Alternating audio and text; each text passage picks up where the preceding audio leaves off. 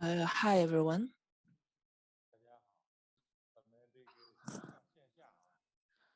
And we have on-site and online friends. Let's just wave our hands to the screens to say hello to our friends online. Mr. Martin Hydra, Mr. Zheng, our old friends. Can you hear me? And you can see me too, right? Okay.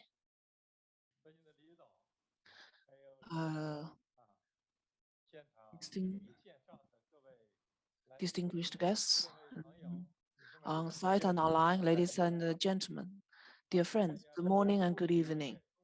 Welcome to the opening ceremony of the second CPG Book Fest sponsored by China Publishing Group Corporation and organized by China National Publications Import and Export Corporation.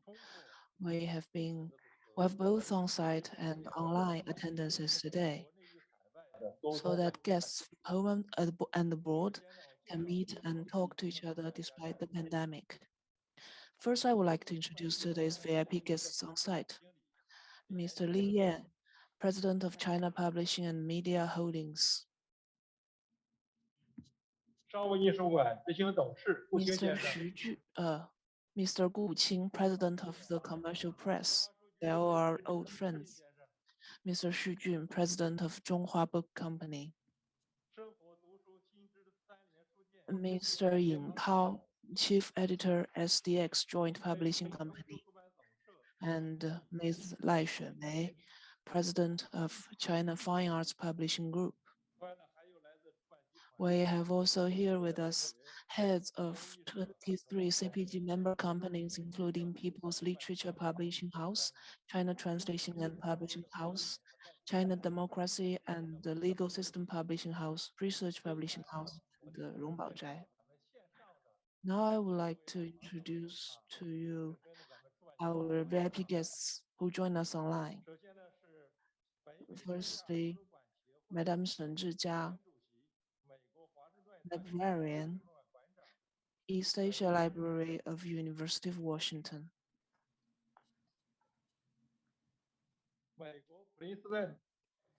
Dr. Martin Hydra, Director of the Guest Oriental Library of Princeton University. He can speak excellent Chinese. And Madame Zhang Haihui, Librarian of the East Asian Library of University of Pittsburgh. And Madame Priscilla Pom, Functional Head of the Technical Press Unit of University of Macau Library. We also have here with us representatives from more than 30 international institutions participating via video conference, including East Asia Library of Yale University, University of Toronto Chen Yu Tong East Asian Library, Ohio State University Library, UC Berkeley East Asian Library, Asian Library of University of British Columbia, and guests from global university libraries and overseas distributors. Let's give them a warm hand. And we'll also like to give a warm hand to our friends from the media, including China Daily and China Press and Publishing Journal. So let's again applaud them. Last July, the first CPG Book Fest was organized as CPG's innovative effort to fulfill its commitment to provide timely and effective supply to global libraries, electronic marketplaces, and bookstores, even amid the pandemic. So last year we saw huge success, and we have made a video clip. So let's watch it to have a look back. 首届中版好书全球云展销大会由中国出版集团主办，中国图书进出口集团有限公司承办。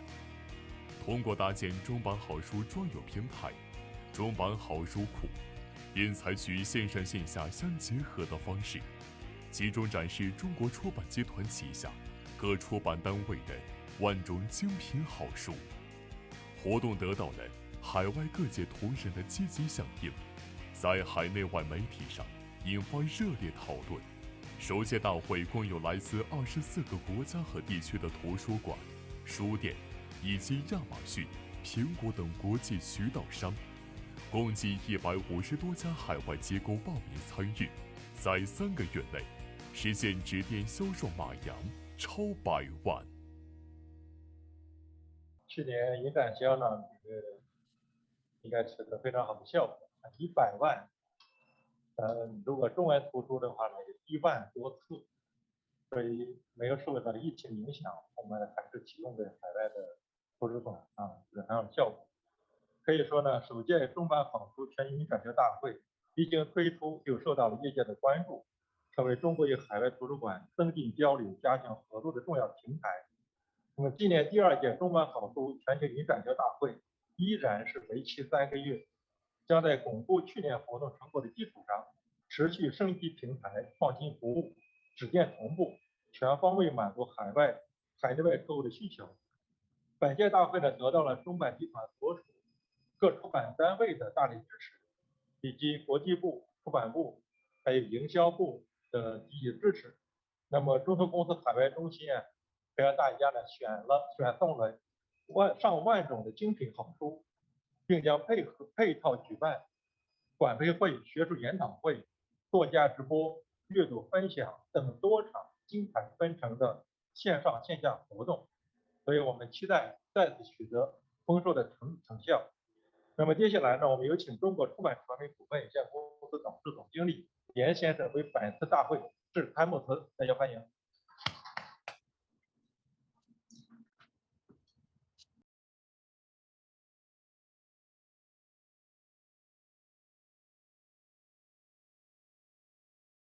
女士们、先生们、朋友们 Ladies and gentlemen, dear friends, good morning and good evening. It's a great pleasure to join all of you at the opening ceremony of the second CPG Breakfast.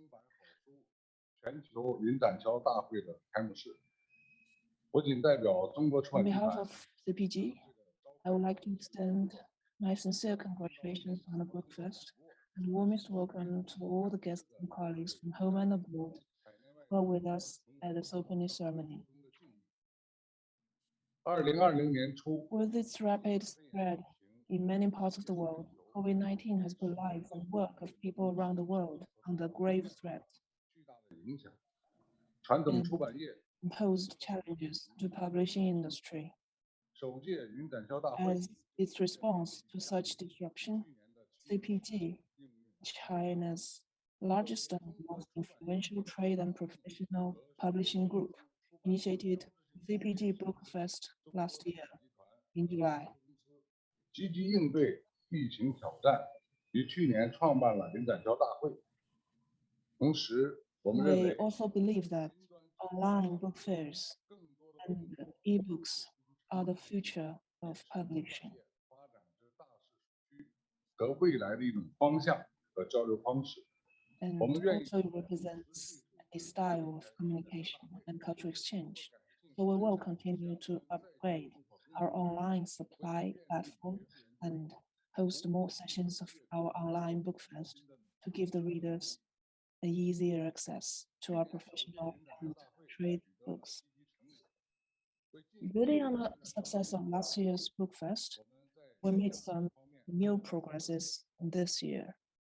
一是对中版好书库 First, according to our customer profile and preferences, we expanded the size and diversity of CPG Great Book database, 特别是新增了 adding in 1,183 new e-book titles, most of which recently published by companies under CPG umbrella, including the supplement to the complete works of Gu Xiegang by Zhonghua Company, and 3 villages of Yunnan by the commercial price. At present, we supply over 300,000 titles to the market and publish over 10,000 new titles every year. We will continue to choose from them books with great cultural and social significance, or even the crown jewels of our publishing houses to add to our database and recommend to global readers. Second, there will be several new features at this year's Book Fest, such as a VR book fair and an online concert, and many other online and offline events we're going to unroll. Moreover, to create an opportunity for more global readers and customer institutions to see how many good books CPG and our companies can offer, we will set up a CPG Book Fest booth and host an online book acquisition meeting between CPG and interested libraries from the world at the BIBF from August 25 to 29. Third, we have made further progresses in increasing our social media visibility overseas, as we are constantly posting and upgrading information of this book fest and our selected books on Facebook, Twitter, and YouTube. In this way, we hope to generate demand, expand business, and increase our sales through new market development, while turning more overseas readers to our fans who are willing to recommend CPG books to others. We're looking forward to higher popularity of this book fest this year among readers and institutions, and welcome all kinds of suggestions and advice for us to improve our services. And later, our oldest 3 publishing houses, including the Sdx joint publishing house, the Zhonghua Book Company, and the commercial price, all of them almost 100 years old. They will come and introduce their good books to you. So I wish the second CPG Book Fest a complete success. Thank you very much.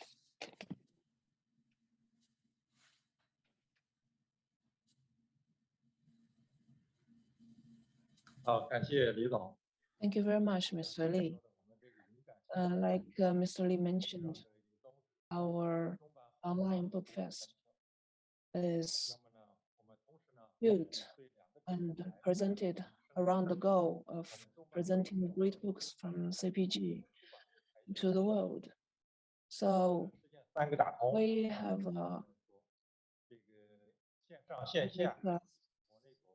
we would like to foster synergy in 3 dimensions, namely between Chinese and global markets, online and offline distributors, print and digital titles.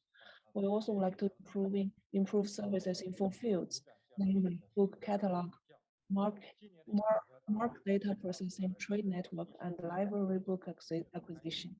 This year's CPG Book Fest have received positive responses from overseas. The number of participating institutions and distributors last year was 150 from 24 countries and regions. And this year, we have more than 200 participants, such as libraries, bookstores, Chinese embassies and consulates overseas, and global distributors, including Amazon, Apple, Google, Overdrive, and Greenback, from more than 200 participants, such as libraries, bookstores, Chinese embassies and consulates overseas, and global distributors, including Amazon, Apple, Google, Overdrive, and Greenback, from 36 countries and regions. Now I would like to invite Madam Chen Zhijia to deliver a speech via video. Distinguished Mr. Li Yan, Mr. Zhang Jichen, dear guests, ladies and gentlemen, good morning, good evening. Today, at the opening ceremony of the second CPG Book Fest, on behalf of overseas East Asia libraries, as well as Chinese readers, I would like to express warm congratulations on the official launch of the event. I'd like to express my heartfelt thanks to China Publishing Group Corporation, the CPG, its subsidiary publishing units, and the immediate organizer, the CNPIEC, for their great efforts. Last year, under the sudden pandemic, CPG Bookfest was launched by the CPG as an innovative way to fill the gap after many face-to-face activities were canceled, such as AAS annual meeting and BIBF Beijing Book Fair. It has effectively countered the difficulties brought by the pandemic in a timely, swift, and responsive way, providing great services for overseas libraries to screen and procure books. As the pandemic continues to ravage the world, it poses challenges to the growth of overseas libraries as well as the traditional approach to reader service as they look to turning this crisis into an opportunity so as to provide sustainable library services under the pandemic. So therefore, it's of great significance to hold the CPG Bookfest this year to continue to boost cooperation and academic exchanges between overseas libraries and publishing houses. This event particularly focuses on electronic publications benefiting both Chinese and overseas libraries, providing a means for overseas librarians to screen and procure excellent Chinese titles. While the East Asia Library of the University of Washington in Seattle, where I come from, is one of the East Asia libraries of North American universities. The Chinese library of our university has played an important role in Chinese research and teaching. At present, the East Asia Library of the University of Washington has more than 320,000 volumes of Chinese materials. In addition to paper publications, our collection also includes audio, visual, and electronic resources, as well as online databases. We are particularly strong in the following areas: Chinese classical studies, local chronicles in Southwest China, information on the Guangdong Delta region, information on Chinese dialects and ethnic minorities, population census, yearbooks, and statistics. As is known to all, the CPG is China's largest and most prestigious professional as well as general publishing press. It owns a number of world-famous publication brands, and its titles have always been valued by overseas East Asia libraries. And currently, our library has collected the titles from Zhonghua Book Company, the Commercial Press, People's Literature Publishing House, the Sdx Joint Publishing Company, and Rongbao Zhai, as well as other CPG affiliated publishing units.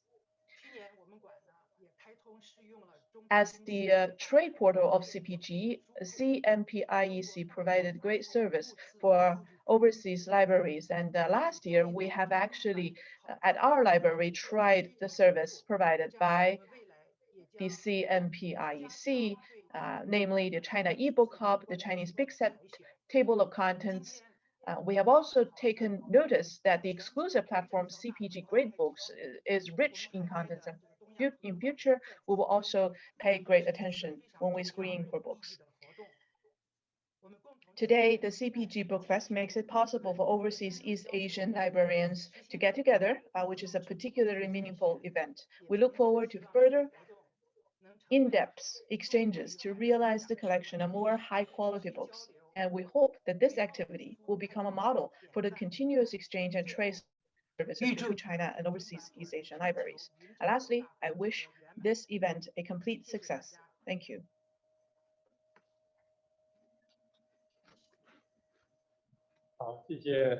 Thank you, Madame Shen, very much for your speech.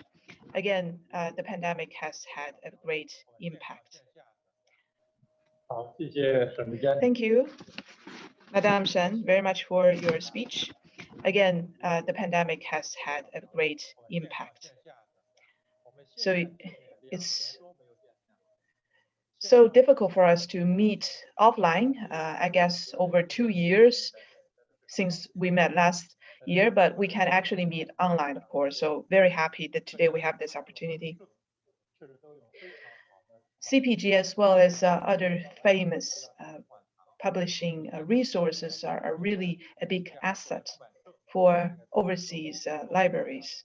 And I would like to say that CPG, as well as its affiliated platforms, are always committed to providing great services for overseas libraries. We have a lot of platforms that have been put in place, like the CPG Great Books that benefit book trade. And now let us go into the opening ceremony of the second Book Fest of CPG. So now I would like to invite Mr. Li, Mr. Gu, Madame Lai, and Mr. Xu to jointly launch this event.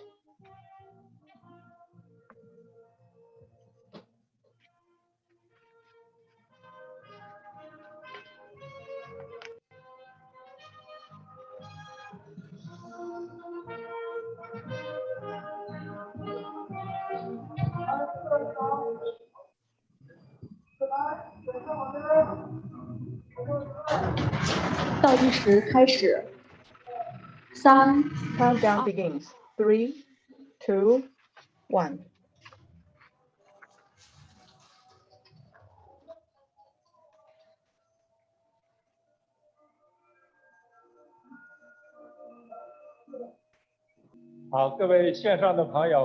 Okay, our online guests and as well as our flying guests, this is the formal launch of our book fest. And now we will have a panel discussion. And this discussion will be hosted by Madame Zhang Jingjing, Director of CPG International Department.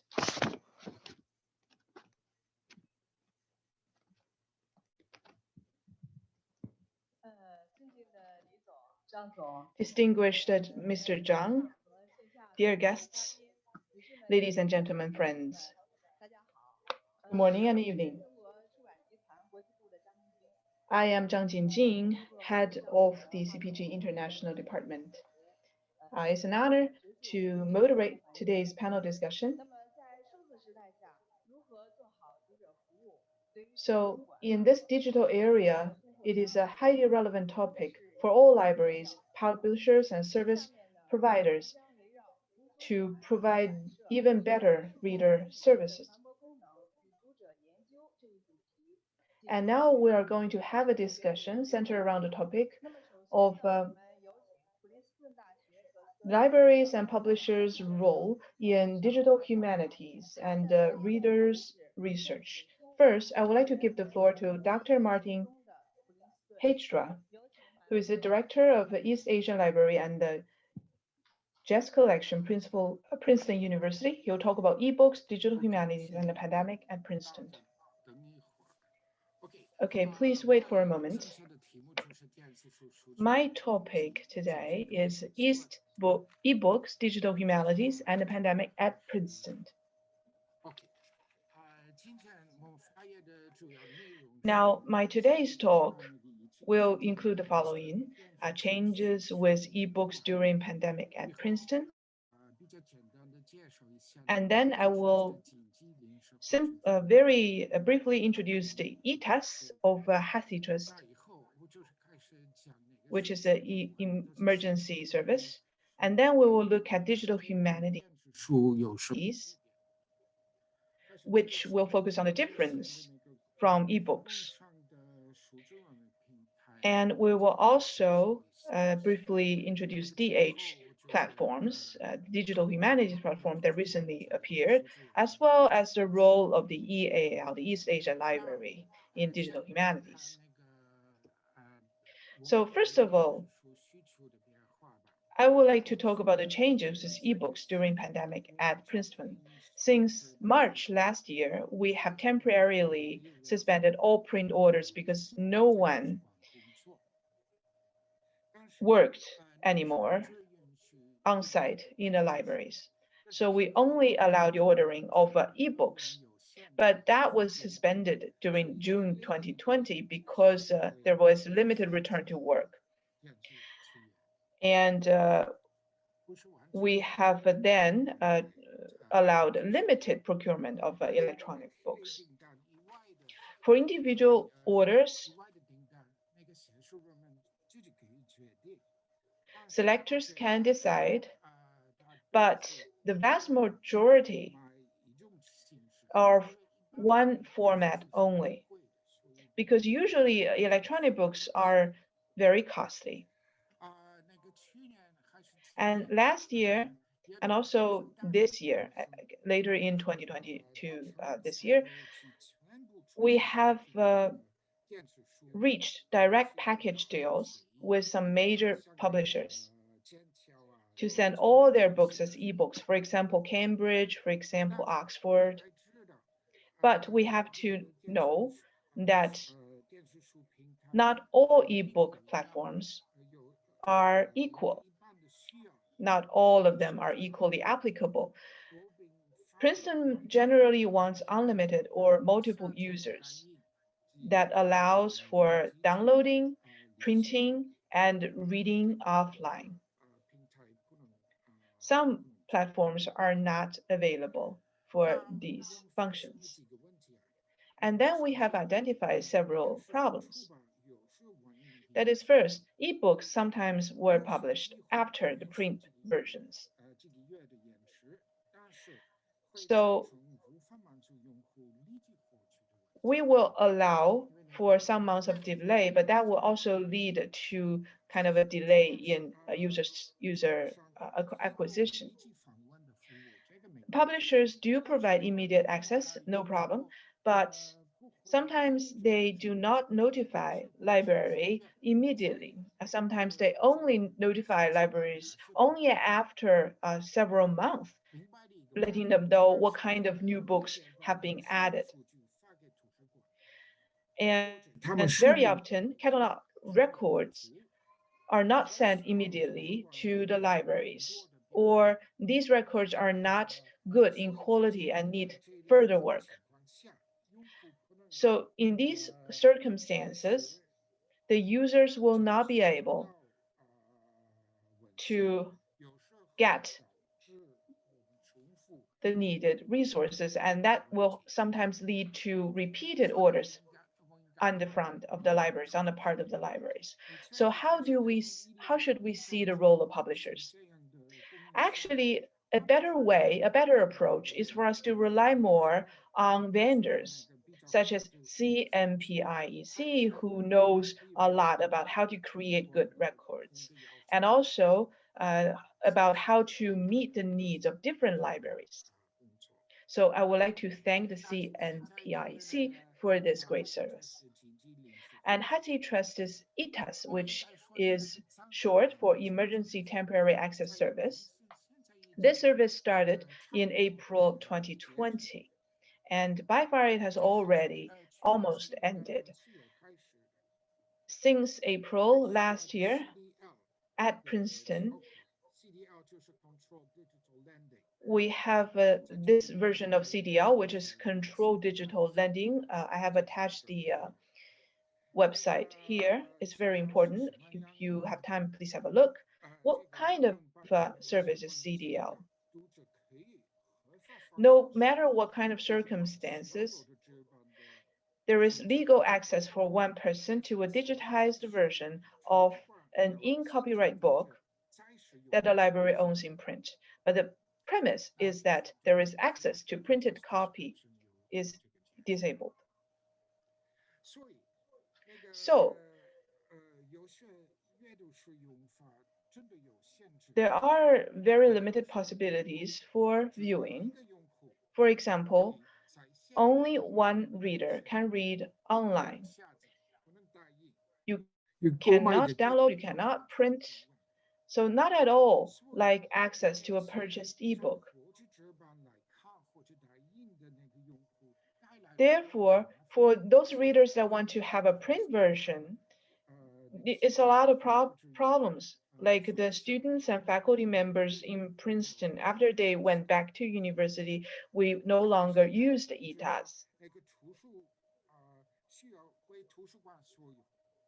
The books need to be owned by library, and access to print version needs to be disabled. Thus, each library's access is different. Now let's take a look briefly at digital humanities and learn about their differences from ebooks. In fact, DH, the digital humanities, does not involve individual ebooks, but only large and very large databases in electronic format. So really, it involves database providers and or ebook and database platform providers. This is actually not very much related to ordinary or common publishers. Well, two different kinds of digital humanities use have been identified depending on how results are used. The first kind you may have heard of previously is that users want manipulation rights of textual material. For example, extracting and tagging personal or place names, or exporting to other databases, such as tagging resources to use in the CBDB. Like also in China, we have this practice in the local chronicles.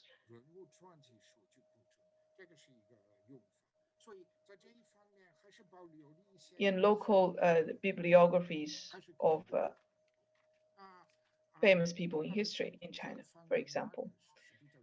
So Marcus is a very important tool in this kind of tagging services and which has been used increasingly by libraries. However, there is a big change that happened recently. That is, suppliers, the providers themselves provide DH platforms.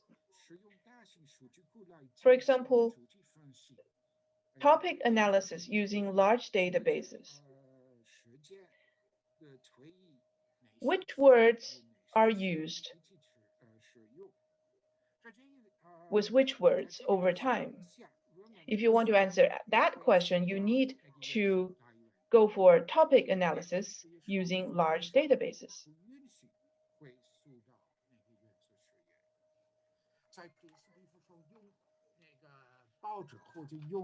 And another example is to use newspapers and financial databases, but not this kind of platforms. So some of the largest vendors or organizations recently have begun to provide their own DH platform for their contents. Very importantly, we see ProQuest TDM Studio, as well as JSTOR Portico Constellate and HashiTrust HTRC. We also have attached the websites here. The tools that they provide are very similar to each other. Well, other providers are also developing their own DH platforms. Generally, there are three levels of access.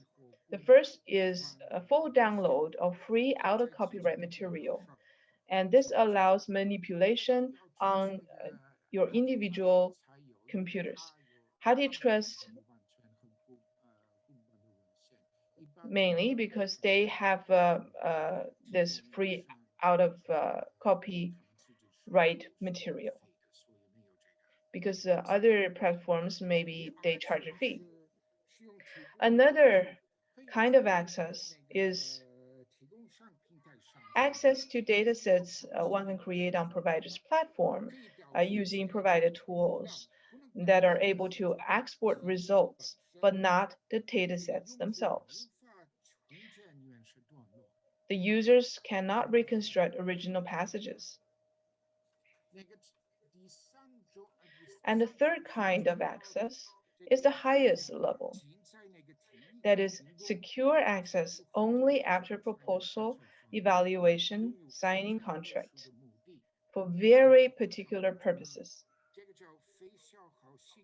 This is the so-called non-consumptive use. That is no recreation original files. And you can also refer to Hathy Trust policy at this website.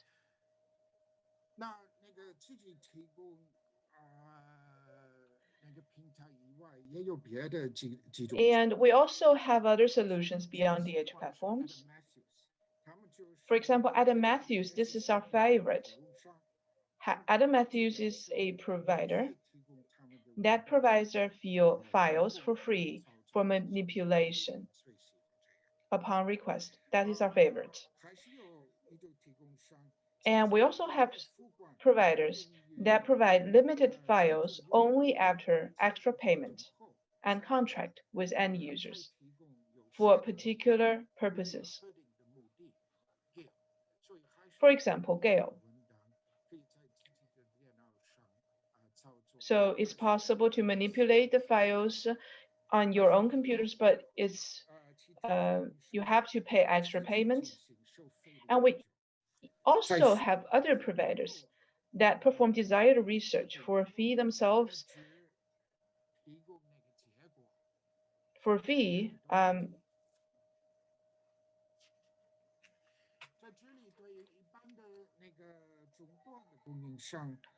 and we also have mid-range providers that have brought a lot of problems because they need expertise. They not only need to know how to do DH research, but also know how the different resources they have can and often cannot work together. So it's not an easy job, of course. And now I would like to turn to the role of East Asia libraries in DH. The many tools were made for English and thus needs adjustment for Chinese, Japanese, and Korean. And this is a job usually done by East Asia libraries.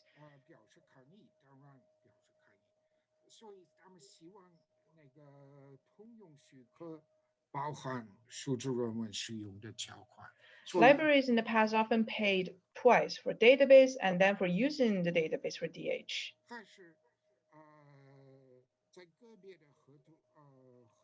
But in the cases of individual contracts, libraries help, but only as a middleman. We cannot sign on behalf of the researchers. The researchers need to sign themselves. And sometimes actually problems occur because every now and then a student just goes ahead and downloads improperly. So libraries have to deal with databases cutoff. And such students then have to face legal sanctions of the university. We don't know the results of legal sanctions, but we inform the university that this student or that student has done this. So final suggestion from my presentation. Personally, I think there is room for a Chinese platform to provide DH tools for Chinese databases to provide, such as in the US ProQuest, JSTOR, and HTRC. For Chinese databases. This is something we look forward to in future. And with that, I close my speech. Thank you very much.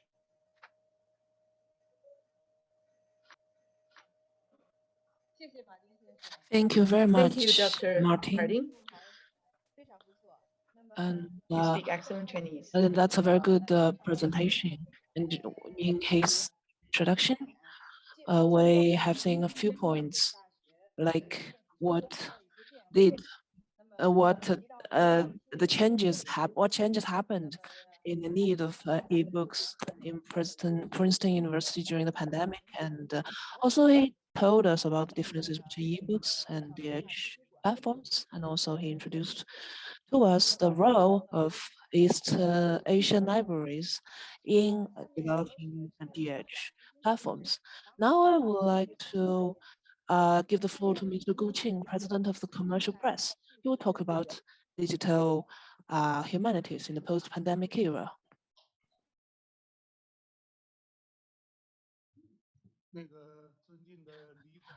And respected Mr. Li and Mr. Zhang and my old dear friend and new friends online. Good morning and good evening maybe to some of you. Very glad to see you again. And in today's era, there is no problem with us to seeing friends in China. However, it's very difficult for us to meet our global friends across borders. So it's very happy to see your faces today, especially Mr. Zheng is here. Mr. Zheng Yongwen is here. I really am glad to see you.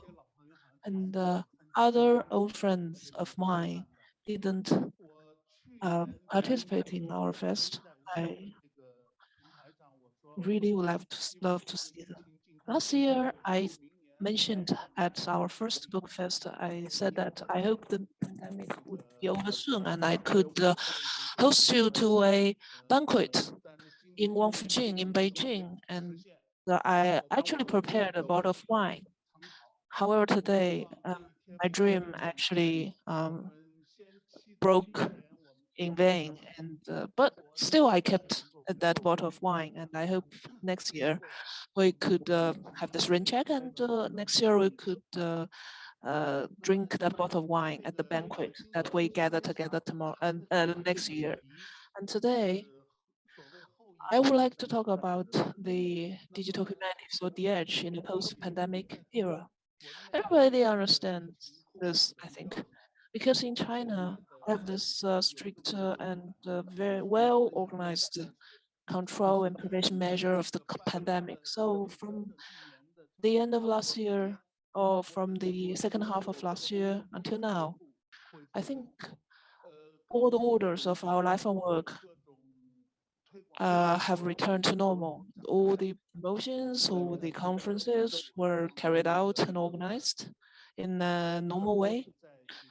In this week, we actually hosted in Jinan a national book fair, and I really expect a lot of friends there. It will be a crowded and vibrant gathering. And next will come the BIBF in August from 25th to 29th.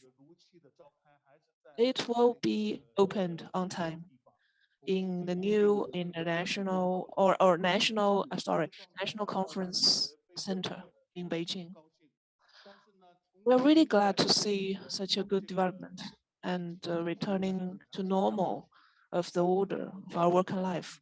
However, looking at the global situations, many of the countries are still struggling with the COVID-19. So something we have not entered a post-pandemic era. So how about the publishing, production, and sales of our books? How will the habits of the readers of purchasing and borrowing books change? That will have a tremendous change. They will go online, go to the internet. So I think that's the same with China, with all the countries in the world, with all the libraries in the world. Is online solution has become the first choice for many. So firstly, print titles, the speed or the growth of print titles will not catch up with the speed of the production of ebooks. And the sales of ebooks or digital books well overpower or run sales of the printed titles. Now in China, the bookstores or the actual stores that sell books are seeing less than normal flows of visitors. Many of the people, while they were used to going to bookstores, they are now getting used to visit e-bookstores online. So I think that's a big impact on our publishing industry. For example, many readers, they are accessing books and titles through e-readers and their mobile phones, and they are buying books through their mobile phones. And their reading behaviors are different as well. Because previously maybe they loved to hold a book in their hands, to pet it, to appreciate it, to feel it. However, now they are literally judging the book by its cover online. Or even they are deciding whether they're buying the grounds on which they're deciding whether to buy the book or not is whether there are discounts or not. I will always say that people are now seeing the design of the cover to judge a book instead of its content. And another example is that many readers are paying more attention to the discounted price instead of its fixed price printed at the back of the book. So I think that's the behavioral change would greatly affect the production and sales of the publishing houses as well. So when the libraries are procuring our books, they are procuring more and more e-books instead of printed versions of the books, of the titles. So for Chinese publishing houses, such kind of a change posed a severe challenge because for many Chinese publishing houses, their incomes are mainly generated by the sales of printed titles. Now, of course, the printing and publishing of the printed titles are resuming back to normal. However, it cannot generate so much revenue or income than before. For example, my organization, the commercial press, is trying to adapt to this kind of change. We are adding more categories of titles into our database. I would like to give you a brief introduction. Last year, I mentioned that the pandemic has hit the commercial press severely. But this year, everything has come back to normal. We are seeing steady growth because the whole publishing industry in China is returning back to normal. Everything is going well. Now, with our CPG leaders as our witness, I would like to report that this year we will fulfill the goal that you set for us for the commercial press. For commercial press or CP, every year we publish more than 3,000 new titles, 60% of which are reprinting.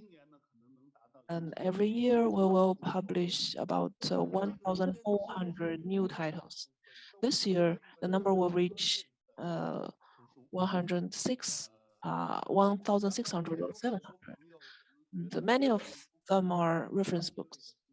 And many friends are regarding CP as a major provider of translation related or translated literature or professional books.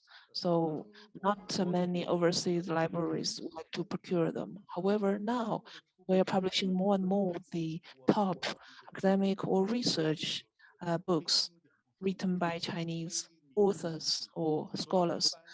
For CP, we publish only the classics or the top tier professional books. So there are two major changes in CP with CP. First is yearbooks, because previously there were not many yearbook titles published by CP. Among more than 10,000 titles we published every year, not more than 2,000 were published in electronic format. That was because not many overseas licensing agents would like to give us the digital copyright licensing. But this year, I told them we have to be reciprocal. You have to give us the same treatment as we give you. You have to grant us more copyright licensing rights. And this year, I expect our ebooks, the number of our new ebook e-titles reach more than 4,000, so that our digital publishing could match the performance of our print title. And the second is that our database, for example, the Oriental Magazine database. I always believe that this database, it's of course small in size, however, it's high quality. It's one of the top class database with stable performance, outstanding value. So I really recommend these small size but high quality database to you. And we will also present more and more databases based on our own copyrights. Please keep an eye on our updates in the second half of this year. And in recent years, we are making efforts to publish more English books, books written in English language, because CP is a publishing house with international vision. So we hope that we can publish more books written in English language. For example, last year, we actually published a new title written by Mr. Yang Zhening, one of the top scientists in China. He is a scientist that has a contribution equal to those of the Nobel laureate receivers or awardees. And we published 7 of his top theses. And we promoted this book as with the words that if you read this book, if you want to be a top physicist, you should read this book. Some of our books were published in both Chinese and English languages. For example, last year, we published a new title of the case study of Belt and Road development in both Chinese language and English language. And actually, we have published several titles pertaining to Silk and the Belt and Road, including the strategies, the studies on maritime Silk Road, and some of the top titles with the contents that are related to Belt and Road studies in China. These books actually presented the case studies of China concerning the Belt and Road, and we also provide English version as well for the procurement from overseas. Just now, what Martin said is very dear to me. It's very nice to hear your voice again, Martin, because you mentioned that we should further strengthen the provision of metadata of the database. I think that will be a direction that we will be forwarding our work in. So in a word, I really would like to say I'm very happy to be here today. I see Ms. Chen Hong and Ms. Chen Zhijia again. And I see many familiar names on the screen. Very happy to see you. However, still I have a little regret. It's still a online book fest, virtual one, from last year. Since the outbreak of the pandemic, everything has gone online, in China especially. So now everyone is getting tired of this kind of online meeting because it can never replace face-to-face conversations and effective communications in a personal way. Because meeting each other, shaking each other's hand, embracing each other, hugging each other, to breathe the same air in the same room, I think that's the best kind of communication. Because, for example, on the online conferences, some of you have only one photo there with a photoshopped backdrop. It's not like an actual meeting. It's like, I don't know, what should I call this? I really hereby would like to deliver or extend my sincere invitation to all of you and my best wishes that in the coming year, I could see you as soon as possible face to face. Let's drink together to that future. Thank you very much.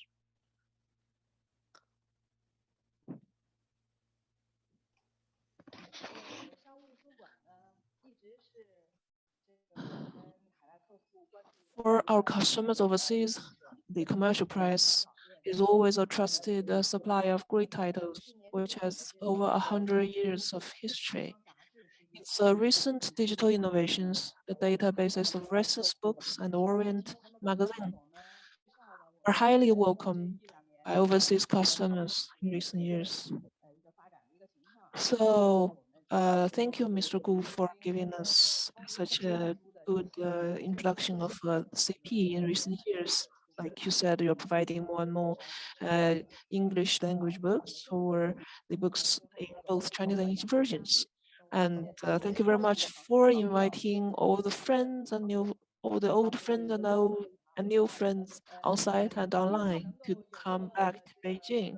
I really hope that we can chill in person and face to face and drink wine. So next, we would invite Madam Zhang Haihui from Pittsburgh University to deliver a speech to talk about digitization and digital humanities projects. So let's give the floor to Ms. Zhang.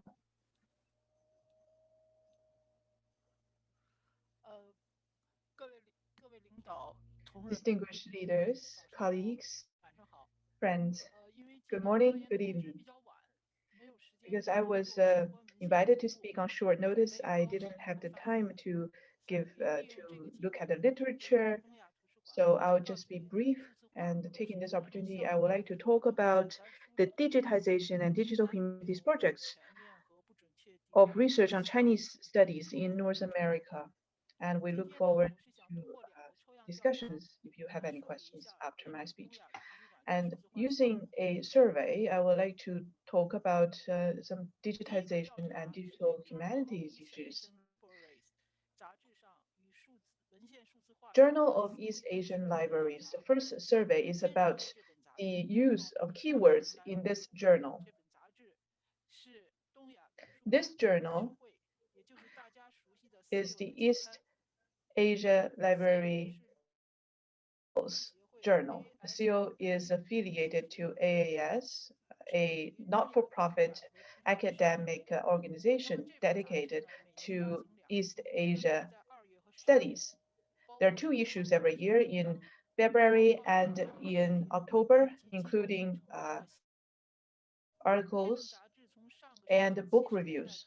Since the 1970s, when it was founded, it turned into an electronic journal in 2015. So let's take a look at this chart. The gray columns represent digitization. As you can see, in 1990 and even earlier, this word appeared in this journal. I didn't really find how these words appeared in text. I just searched for these words in the journal. Actually, it appeared even earlier than 1990. And you can also see that in 1996, digital libraries started to appear in the journal, as well as digital projects. In 1997, the word digital collection appeared. 1998, the words digital archive appeared. And all the way until 2013, it was only in 2013 that digital humanities appeared. So you can see that the order in which the words appeared also mirrored the progress of East Asia libraries in North America. Can you share your screen, please? We can't see your screen. Oh, sorry, I didn't know. I thought it was shared. Sorry.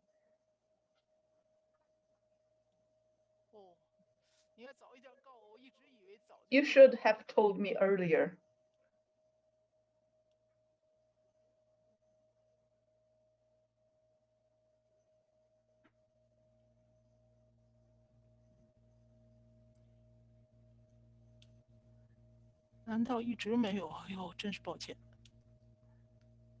My apologies.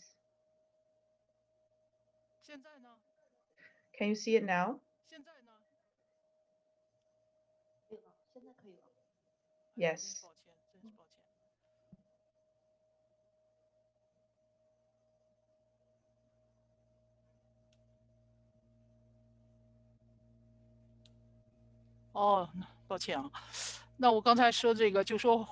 Yeah, so should I repeat? Actually, the gray columns represent the word digitalization. Actually, it appears even earlier than 1990. And then in 1996, digital libraries appeared. And 1997, digital collection appeared. 1998, digital archive. And it was only in 2013 that digital humanities appeared as a keyword. So the order of the appearance of these keywords also mirrored the progress of digitalization in East Asia libraries.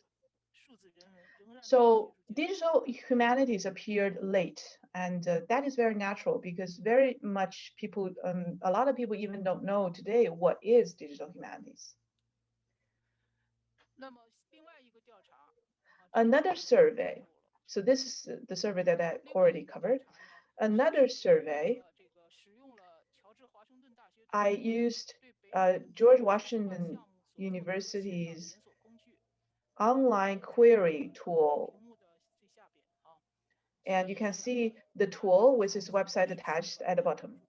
So we selected 14 East Asia libraries, large, small, and medium, and we focused on the 72 projects of these libraries in terms of the year in which it was launched, and we did a sample. So there were a total of 14 libraries, and the number in red represent the projects, the number of projects that we looked for in that library.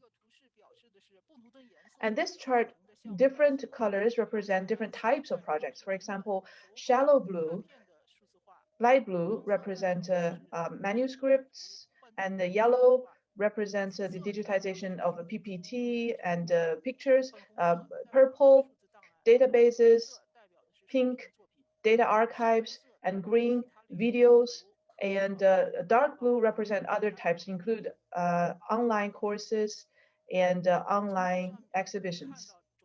So from this, we can see there's a great range of types of projects that are increasingly diverse as time goes by. So this shows the portion, the percentage of each project type, and light blue accounts for the largest part, including digital text, manuscript, and rubbings, and followed by visual, followed then by digital archive in pink, and then followed by purple, which means database and dataset. And then green and dark blue represent respectively visual, which means video projects, as well as other projects like course website, web archive. The project type that represents the least portion is a reference tool, only one project. So here is a brief analysis of these samples. So firstly, we reached the conclusion that Harvard University is a leader in literature digitization and digital humanities in North American libraries. In the George Washington tool, we can see 8 projects from Harvard University. And my colleague also provided another 4 projects. So we focused on a total of 22 projects. Actually, Sharon provided some more, but we didn't have the time to include them in our research. But I'm sure that these projects will in future be included in George Washington tool. So that means over the past years, it has completed about 30 projects. And then before 2003, a total of 8 projects have been started in 4 universities, and 4 belong to Harvard, and 2 belong to British Columbia, as well as a project from McGill University, and 1 project related to traditional Chinese medicine, and another is a project in Pittsburgh University related to China in the Republic era. So aside from large libraries, smaller libraries have also started digitization projects after the year 2005. In terms of the types of projects, as we can see just now, it mainly focuses on the digitization of text and as well as pictures and maps. But after the year 2000, we began to see a more diversified trend, including educational website. An earlier example is Columbia University. We also see an increase in visual products like Duke University, British Columbia, Pittsburgh University, Dartmouth University, oral history projects. And web reference tools, for example, California universities, Haran and UC Berkeley, as well as a collaborative project with Stanford University. We also see web archives from George Washington University and Johns Hopkins University, a project of Weibo archives, as well as Stanford University. We see a NGO archive in Stanford University. And another type is dataset and database. One typical example is from Pittsburgh University, an ongoing project of digital villages.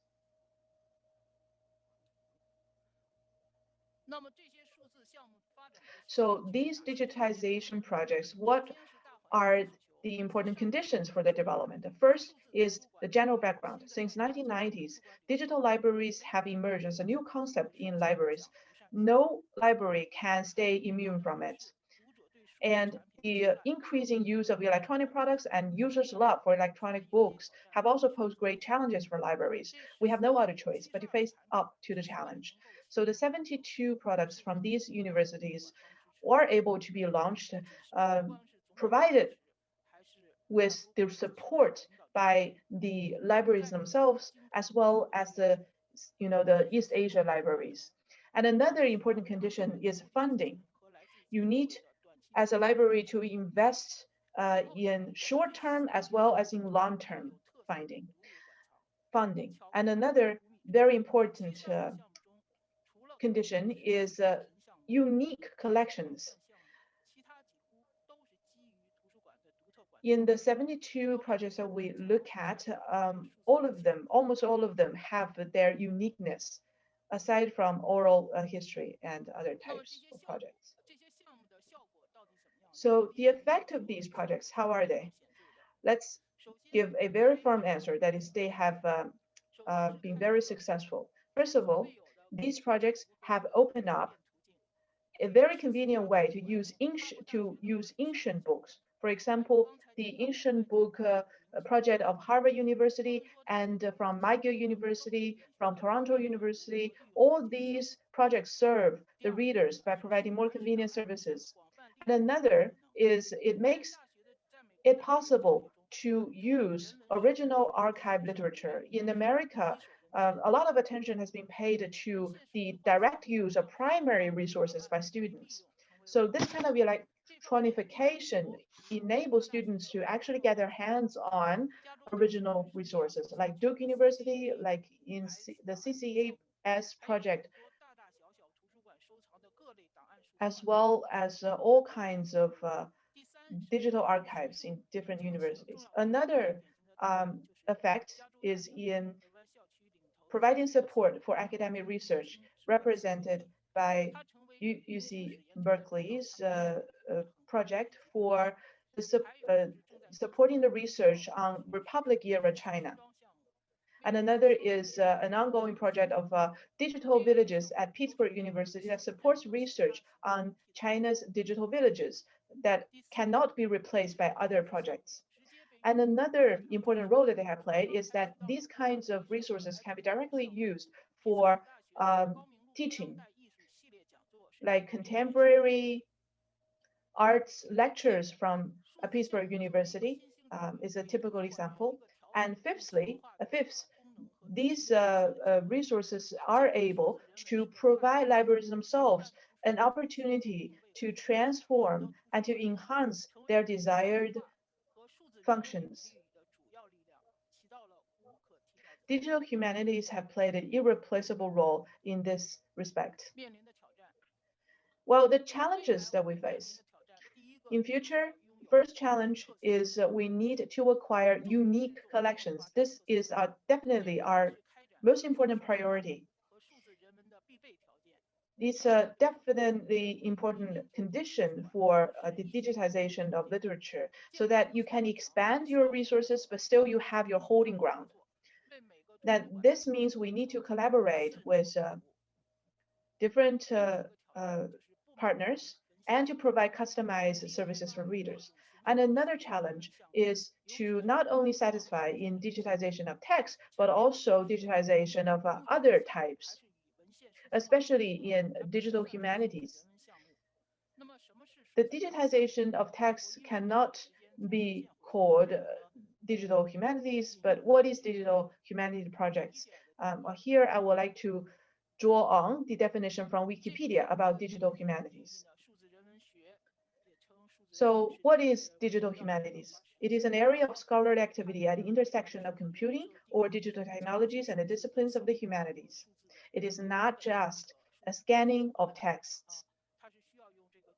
You need to use computer approaches as well as other cutting-edge technologies to transform humanity research to provide service for humanity research and teaching, so as to incorporate this kind of digital tools and methods to the study of humanities. So we can see that digital humanities need to incorporate all kinds of computer technologies. It's not that digitization of literature is not important. On the contrary, they are actually the foundation for digital humanities research. But on the other hand, digital humanities poses greater challenges for libraries. They have to collaborate with researchers in terms of the selection of topics, as well as the methods for data analysis, as well as the representation of research results. It will also require inter-library collaboration.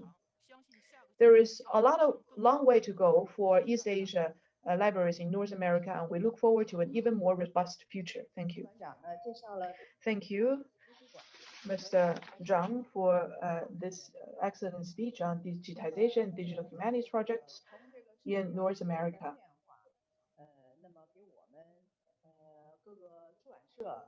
And this has also provided a lot of good suggestions for libraries in future concerning our own digital humanities projects. Thank you very much. And now I would like to give the floor to Mr. Xu, the president of Zhonghua Book Company. He's going to talk about shaping a digital future for research, publishing, and readers. The floor is yours, Mr. Xu. Distinguished guests, friends, online and offline, it gives me great pleasure to share with you some of our work in shaping a digital future for digital humanities at Zhonghua Book Company. In recent years, with the development of ITC, there has been an increase in the use of computers and data science in supporting humanities studies, giving rise to the concept digital humanities in both the academia and the industry.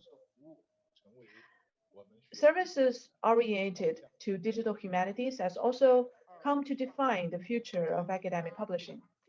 In as early as 2018, at the 8th China Academic Publishing Annual Conference, Wu Shuling, Executive Vice President of China Publishing Association, gave a speech in which he said that the progress of information technology has put forward new requirements for academic publishing. The international academic publishing sector has shifted from simply publishing books, periodicals, and databases to incorporating publishing into research, economic development, and social life.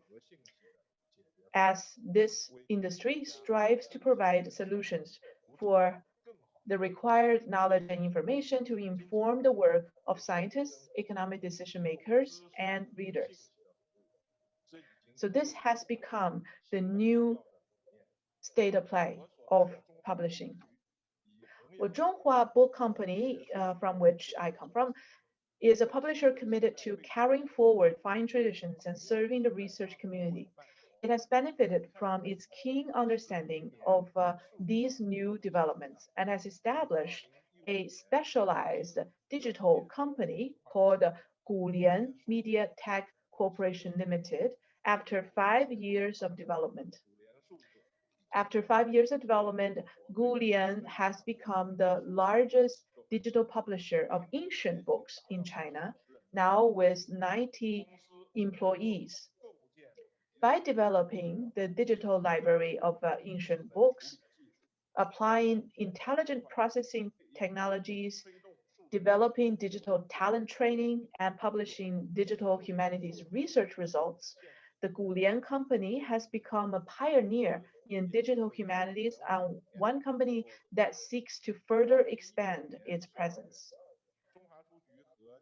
On December the 14th, 2019, Digital Humanities, which is an academic collection co-founded, an academic journal co-founded by Zhonghua Book Company and Tsinghua University, was officially launched. This is the first academic journal named after digital humanities in China, which plays an important role in spreading the concept of digital humanities and introducing the achievements made in the field. This shows the clear stance adopted by Zhonghua Book Company with regards to digital humanities, as it systematically uses digital means to serve researchers, publishers, and readers alike. On the front of academic services, the Zhonghua Ancient Books database, developed by Gulian, is the most important product, comprising 19 publishing institutions and 2 billion words of professionally collated ancient text resources. It has won the China Publishing Government Award. It has become an academic brand and plays an irreplaceable role in the service for research, teaching, and publishing. On the basis of the Zhonghua Ancient Books database, Gulian has established the Ancient Books Network, under which it has brought together more than 10 thematic databases of ancient documents with 1.5 billion words, providing rich, reliable, and excellent data resources for academic circles. And we have also released a series of free tools such as automatic punctuation, traditional and simplified Chinese conversion, and Chinese character query on ancientbooks.cn. In the past 3 years since its launch, the product under the Ancient Books Network have provided formal services to 120 domestic and foreign institutions, as well as trial services for 600 institutional users. Its individual registered users reached 200,000 in number, achieving good revenue and visibility in a relatively limited field of ancient book digitization. In terms of publishing services, it provides an ancient book collation platform and an i-compilation applet that allows crowdsourcing and collaboration. Today, there are 3,297 platform registrants and about 500 daily users. Once a project is released, tasks may be applied for and assigned instantly, effectively solving the problem of insufficient editing and proofreading resources in the publishing sector. Meanwhile, an editing and proofreading system called Wenda has been developed, which integrates tools such as font specification, punctuation check, citation check, and simplification conversion of ancient books, greatly improving the efficiency and quality of editing and proofreading. On the front of reader service, small programs such as sentence reading and song official guide have been developed. For mobile phone users, academic issues are trained in the form of games, and serious research achievements are presented in a vivid and convenient way, bringing digital humanities alive in people's daily life. These external services, technologies, and talents were brought together by Gu Lian of Zhonghua Book Company into a comprehensive portal platform called Ancient Books Online. The homepage of ancientbooks.cn in Chinese, 集合网, can be searched across databases. Big data centers can retrieve data quickly. Various related technical tools, such as OCR, automatic punctuation, Chinese character simplification, conversion, citation verification, and other services can be seamlessly connected in data processing. Unlike collaborative collection platform, an i-compilation applet is able to bring together talents across time and space. Ancient Books Academy, a training platform for ancient books collation, can train digital ancient books collation talents. So through such a comprehensive digital platform, resources, technology, and talent are fully linked, thus realizing a three-dimensional application of publishing industry and making it an integrated platform for humanities in real sense.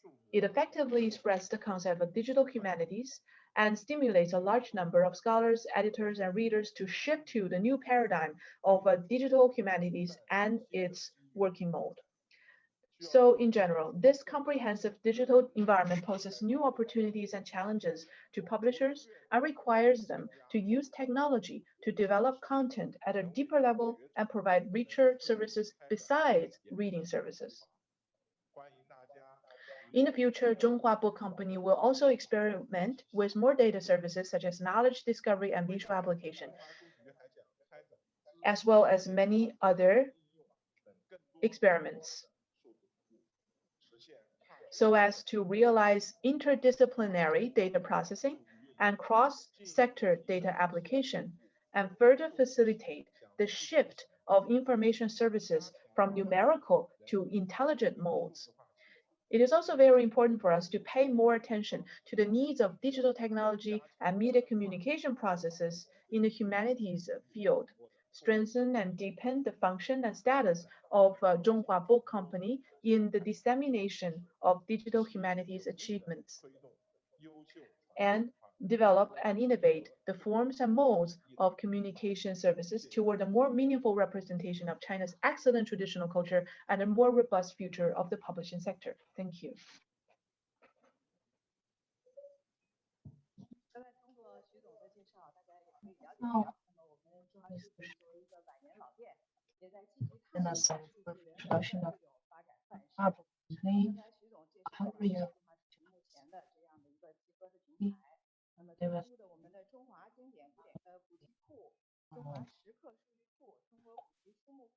On the introduction of big scale, large-scale digital databases like Chinese ancient books, its historic stolen carving, Chinese ancient books table of content books database. They are well welcomed by libraries overseas.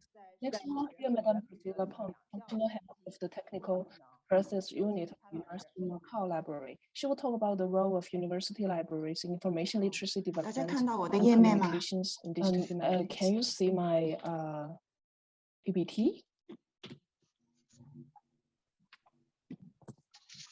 好，尊敬的领导、嘉宾、馆长和业界的同仁，大家 Distinguished 好。 leaders, guests, my dear colleagues and friends, good morning, good evening. It's a great pleasure for me to attend this CPG Book Fest, the opening ceremony, and also the panel discussion. Today, I would like to speak from the perspective of library to share with you my observations on the edge and the educational role of library. Because here I would like to quote Mr. Robert Hutchins. The object of education is to prepare the young to educate themselves throughout their lives. Actually, this quote can be applied to all kinds of competence development and related education in across all the fields. Yeah, you can see my PPT, right? 这句话呢，刚好如果用到 So 我们数字人文里边呢，也是很好的。 this is really applicable in digital humanities because it's an emerging and it's a multidisciplinary field. It's not a school subject yet, however, it's a field of research and we should learn about it.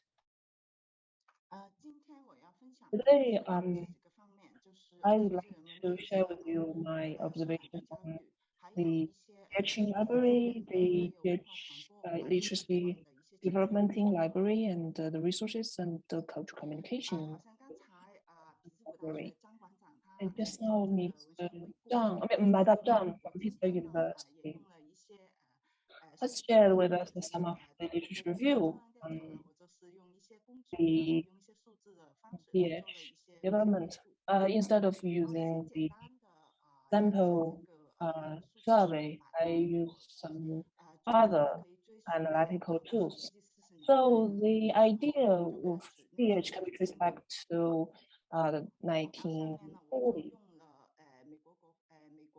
And here, I would like to use the definition made by ALA, American Library Association, 2013. You can read this definition if you are interested. 然后呢，通过在网上一些工具去搜到一些 And 文章。 I have also searched some of the pure reference websites of China. So actually in 1990s, you can find some of the literature or research on this. This is written by Mr. Cao Shuji, a professor.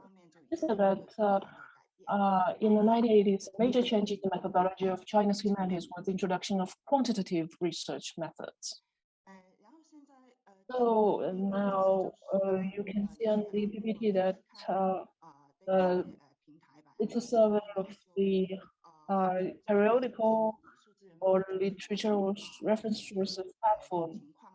You can see how many Chinese resources or literature are under the theme of digital humanities. That's actually emerging from 2015. And actually, we can search by keyword and find the survey.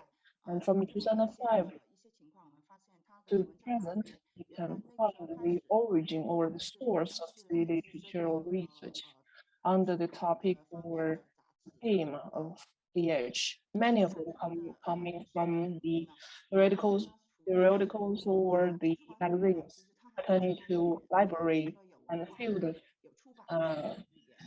bibliography. We can see some of them are about publishing, some of them are about linguistics, and actually so rather multidisciplinary. And if you will search the keywords of library and DH, we can find the oldest entry was in 2010. And you can see that the related literature distribution are similar to the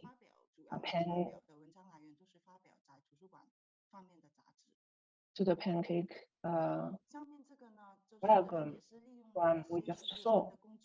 Now we can find the site space tool that can show us the distribution analytical results of how many literature or sources have mentioned DH. This actually is coming from CNKI or Zhonghua. And you can see from 1 to 9 in different proportions of the authors who actually mentioned the idea of DH. So the university libraries are top-ranking authors, so we can see that they are interested in DH. And you can see some of the magazines, periodicals, and some of the bibliographic research institutions, they are increasing their research on DH in recent years. And we also are working with CPG, and we have some materials and book lists from CPG. And some of those books are about DH and its research. And you can see from site space we have some other statistics. And just now we saw some literature in Chinese language. Now we are looking at the situation of the English language literature from Scopus and Taiwan. On Scopus, if we are searching with the keyword of scholarship and PH, we can find the earliest entry in 1971. Just now, I saw on the PPT for Madam Zhang, and I saw other years. I think that's from different database or different keywords. So I'm just focusing on the keywords digital and scholarship. Now you can see there are over 700 entries for reference articles. You can see they cover a rather wide range of scope, wide range of subjects. You can see it's a circle. Actually, if you see the dots, because they are to the center, the more multidisciplinary they are. And also, we cross-search the keywords of library and DH. The earliest entry was in 1987. 1987. That's when the research started. We also look up on the Scopus channel. We searched some of the broadcast of library and DH. On the left, you can see cloud words. On the right, you can see a ranking of the emergence frequency. You can see some of the clusters listed under the keywords of library and some of the non-sciences. Publishing scholarly publications, and some of them about culturality, other markets, archives. Actually, they're all listed under the topic of librarian DH. And interestingly related to library. Cultural heritage, you can see recently many research in library field concerning the metadata are related to semantics or other linguistic LRN reference model. And that's actually based on the semantics web search results, and they would pull resources from archives and libraries to find similarities and the metadata that crosses all the borders. And the LLM is recently translated by IFLA, and if you are interested, you can check on the website for Chinese version. And it's a document about 100 pages thick. And now we're coming back to Saibao, and you can see the literature and the resources and sources from the keywords library and the actual among the most active universities are University of Illinois, University College London, University of Maryland, and Oxford. They are actually the most active ones in researching this topic. By country, we can see the most active researchers are United States, the UK, Germany, Italy, and Canada.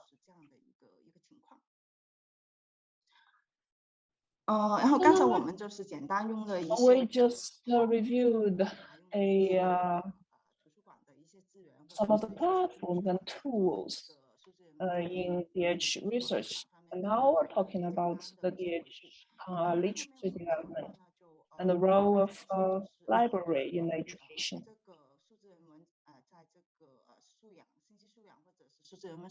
So let's see, what should the library do to develop the information literacy?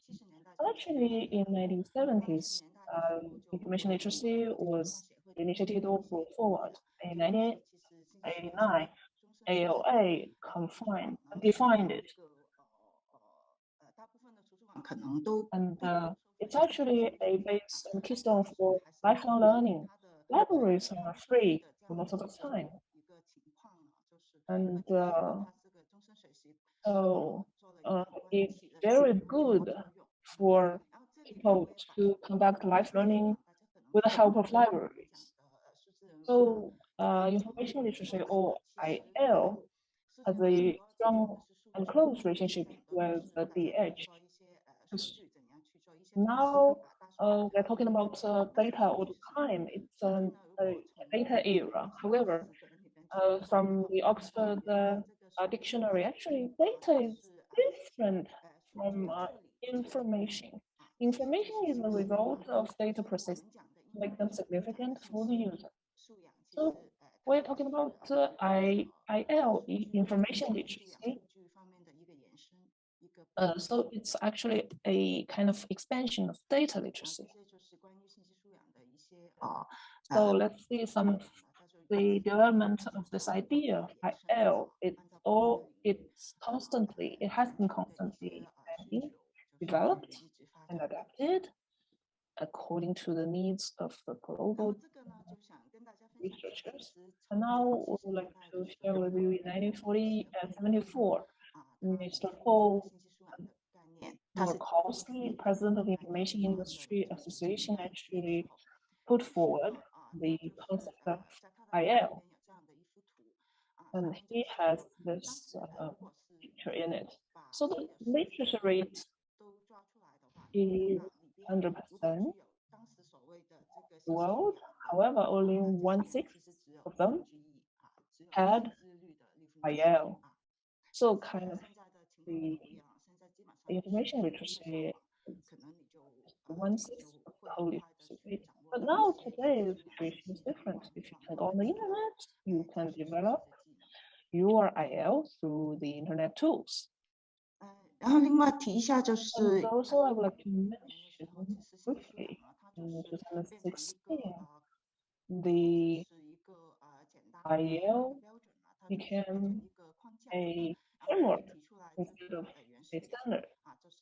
And ICRL actually 结合到学科里面去。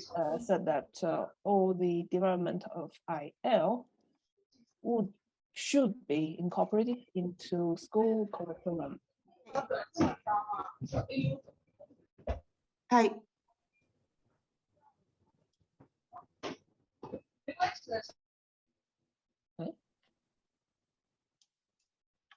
好，然后呢，刚好这个异曲同工呢，我们会看到其实在 we can see similar case in Finland in 2016. Since Finland is a country with advanced education system, it actually put IL into the national core curriculum for basic education. So it's a new model of teaching.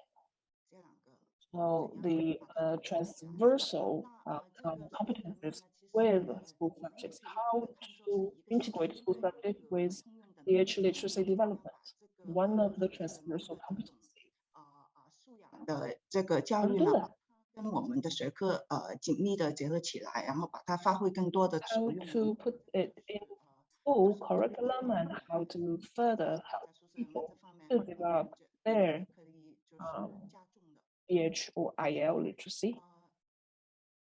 我们可以从3个方面去。 So we can do it from 3 aspects. Firstly, like Martin mentioned, we should base our work on the resources purchased by the library and adapt them, adjust them into something we can use to develop our development of IL, for example, CNK. So we can provide some of them as the courses under our guidance, of course, provide them to our students so that they can develop their IL and DH literacy. And but for DH, it's different from the average IL development. We have some of the open access resources and the tools from in the libraries. So we can actually integrate them into a kind of website or a portal to our documents, so that with the help of some of the workshops, we can train the students, or we can provide to schools these courses to develop the students' IL literacy. And also we should cooperate with the teachers, faculty, to actually promote resources and to put these resources into their class teaching. So I would like to share with you what we are doing in University of Macau. Now we're just starting in IL development. We have carried out some of the events and activities from 3 dimensions, on 3 dimensions. What are these 3 dimensions? Firstly, we can carry out this kind of development, our capacity building, in all kinds of venues, like libraries, classrooms, teaching centers, online, kind of places. Also, we can carry out different kinds of workshops, like lectures, field trips, courses, online Q&A sessions, for example. And also can see different content as 3 dimensions we can check on our PPT. So I believe the University of Macau will carry on like this, carry forward our work. We just mentioned so we can incorporate the tools or resources of digital humanities into some useful guidelines. Some of the libraries are actually doing this, like MIT libraries. They're actually combining or incorporating the tools and resources of PH into their website, and also the University of Illinois. And in Hong Kong as well, the Hong Kong University, the Chinese University of Hong Kong library, just a caption of their website. They have also stuff and their introductions for training courses on the website. Also, I saw on the internet that the Peking University has carried out a PH workshop. I think workshops are really fine, really useful to train or develop the capacities of PH. So I hope we can have more students participating in the workshops. So now I would like to share with you my insights on the resources and communication roles of the library in cultural promotion. For example, you can see some of our events. Now, this is our lecture program concerning Marina State Sao Paulo. It's a library lecture. And the other one is the cultural studies Chinese Dragon database.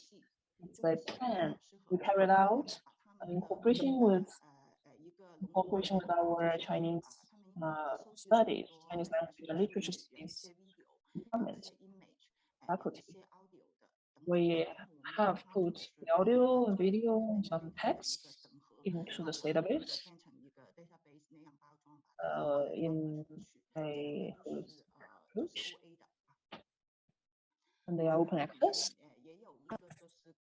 And also, we also have this kind of plan to collect the valuable documents for the river or contracts from the Ming and Qing dynasties in the Republic of China. They were acquired from a local collector. Some of them were land contract because he was actually a landowner himself, so he had this wonderful collection, and we actually digitalized his collection and abstracted the metadata out of it.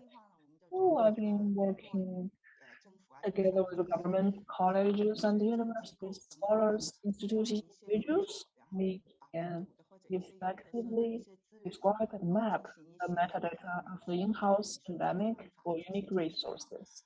Also, we can use the analytic tools to incorporate them into OA or open access resources for people to use on the internet. So we also would like to discuss the relationships between libraries and publishing houses, because libraries and the publishers, they are not the same. So I'm naming it libraries as publishers, because libraries, they are collecting books, preserving, protecting, restoring books, and they actually organize, reorganize, incorporate information and digitalize the information to promote and publish information so that they can be better used for scientific research. So it's kind of a full cycle. And about the future, we have, of course, DH as a new emerging field, multidisciplinary field, and still developing and changing. So the professionals and librarians in libraries should keep learning, lifelong learning, to keep up with the time and the development of DH. Just now, my colleague mentioned that when the libraries are developing their new services, they should redefine their functions and development goals, or they should stay true to their original aspiration. We should consider that as well. So I think this way publishing model will be more and more important. For example, you say LA, the system, and their cooperation are more visible. So open access is remaining. 然后正正因为现在这各种不好意思正正是因为现在这种because of 出版数字的数字人们这种各种各样的发展起来呢，我们看到 digital publishing, the interactions between authors, publishers, libraries, with the readers or audience has shifted from a one direction model to two-way and multi-level interaction. So I think the development help actually develop new content, new significant, new research methodology of cultural heritage and manuscripts, literature, and sources. So I think it will change also the expectations of the readers and the demand of the people to books and reference sources. So that's what I would like to share with you today. Thank you very much.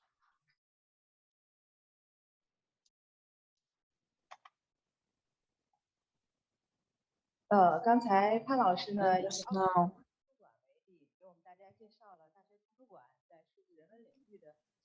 Just now, Madame Pan talked about the role of libraries in university.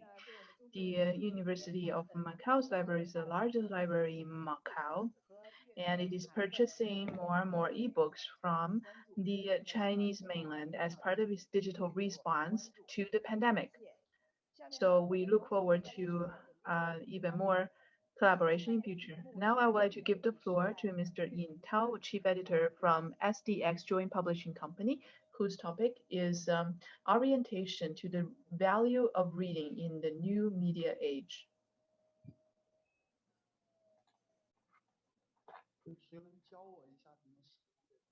Can anybody tell me how to use this?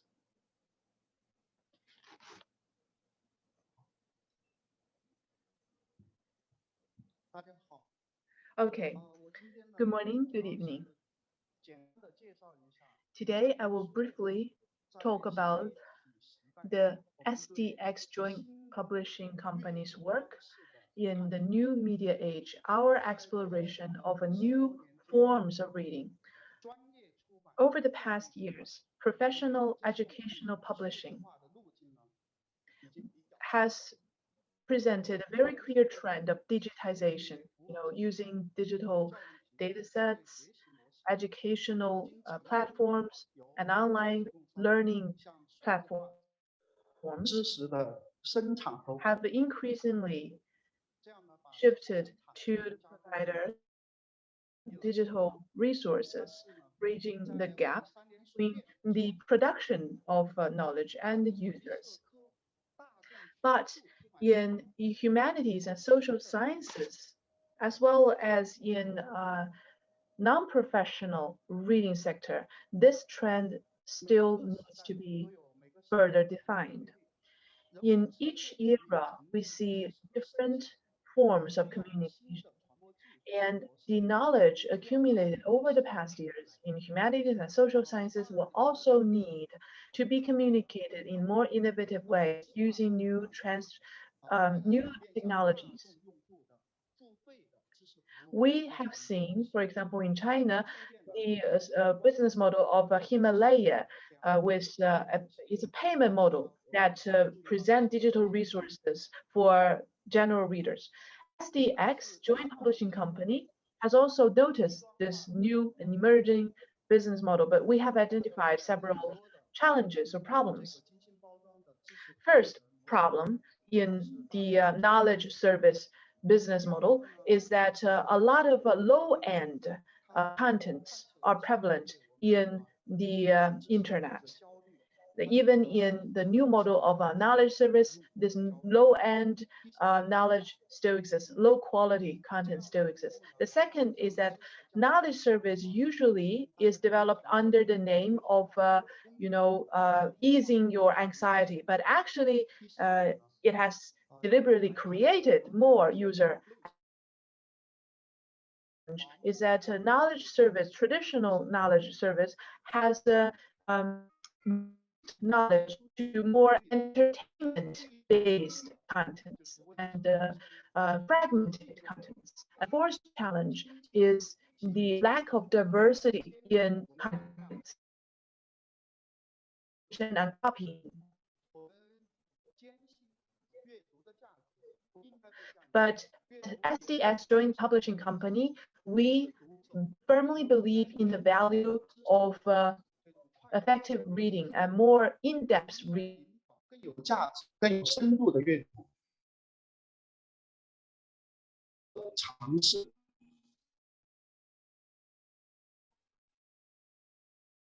一个是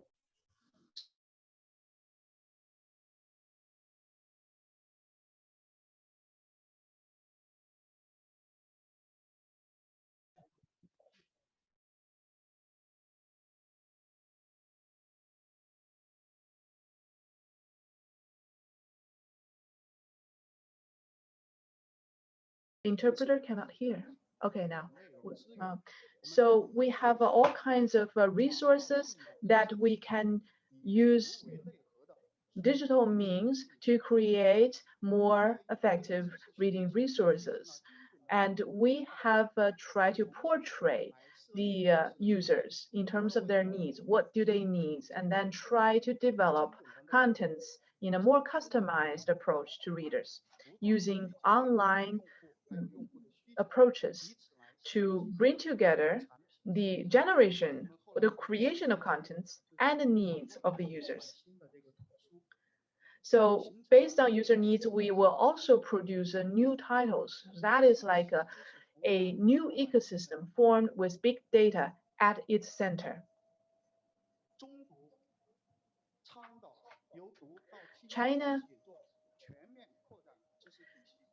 China's Sdx Joint Publishing Company adheres to its concept of 中读, which literally means middle reading, which is like a balance between fast reading and slow reading. And we have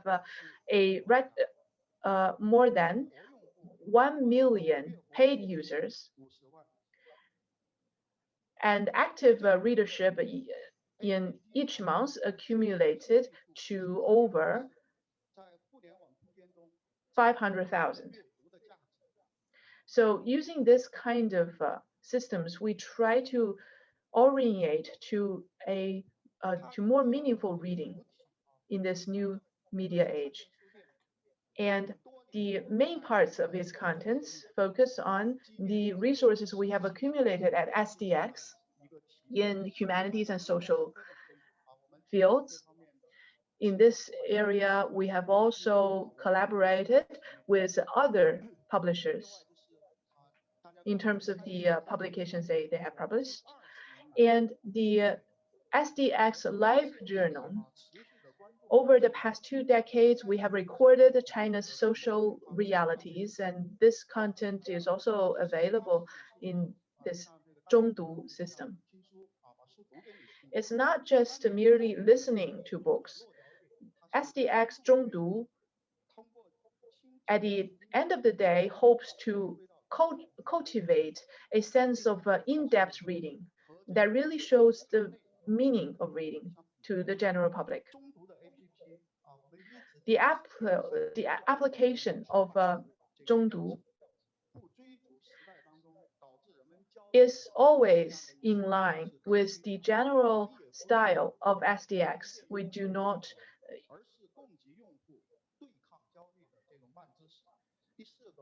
sell anxiety. Instead, we try to ease readers' anxiety by providing them with in-depth reading resources. And we try to strike a balance between existing knowledge and incremental knowledge, providing them constantly new products.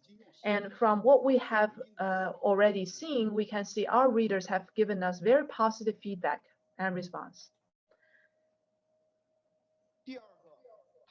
Secondly, another exploration or experiment we have done at Sdx is the Sdx New Knowledge Conference, which was launched in 2018, headed by the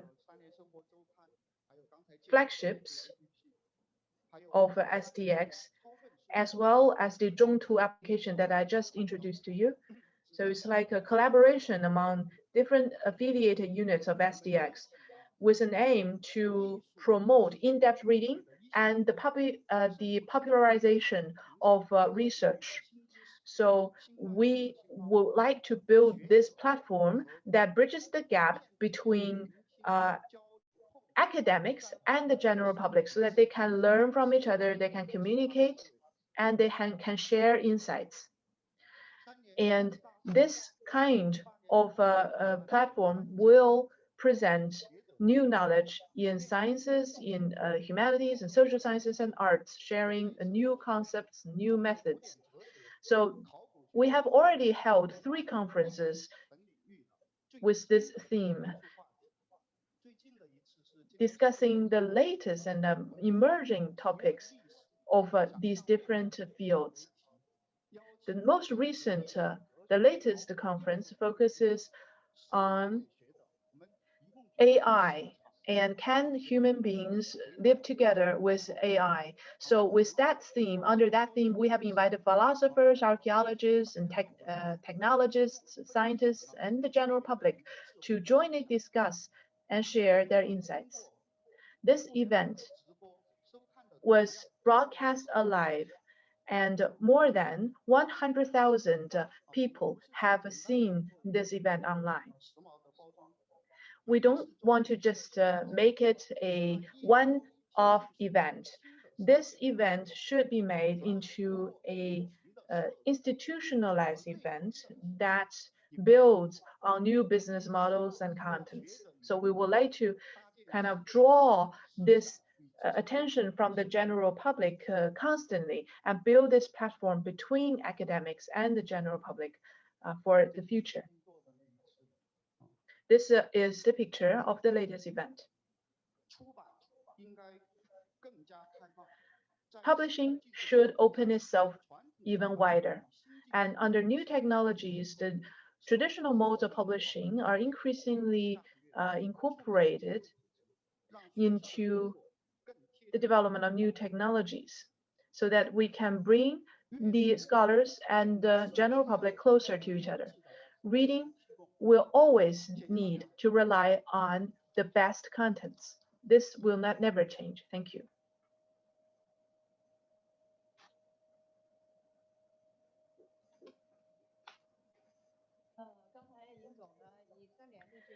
Thank you, Mr. Yin. So he has shared 2 examples of a Zhonghua application and the conference of Sdx to show what Sdx has done in the new digital age, new digital media age. The Sdx Joint Publishing, its full name actually means Life Reading and New Knowledge in Chinese, is a time-honored publishing house with the tenet to celebrate the wisdom of the humanity.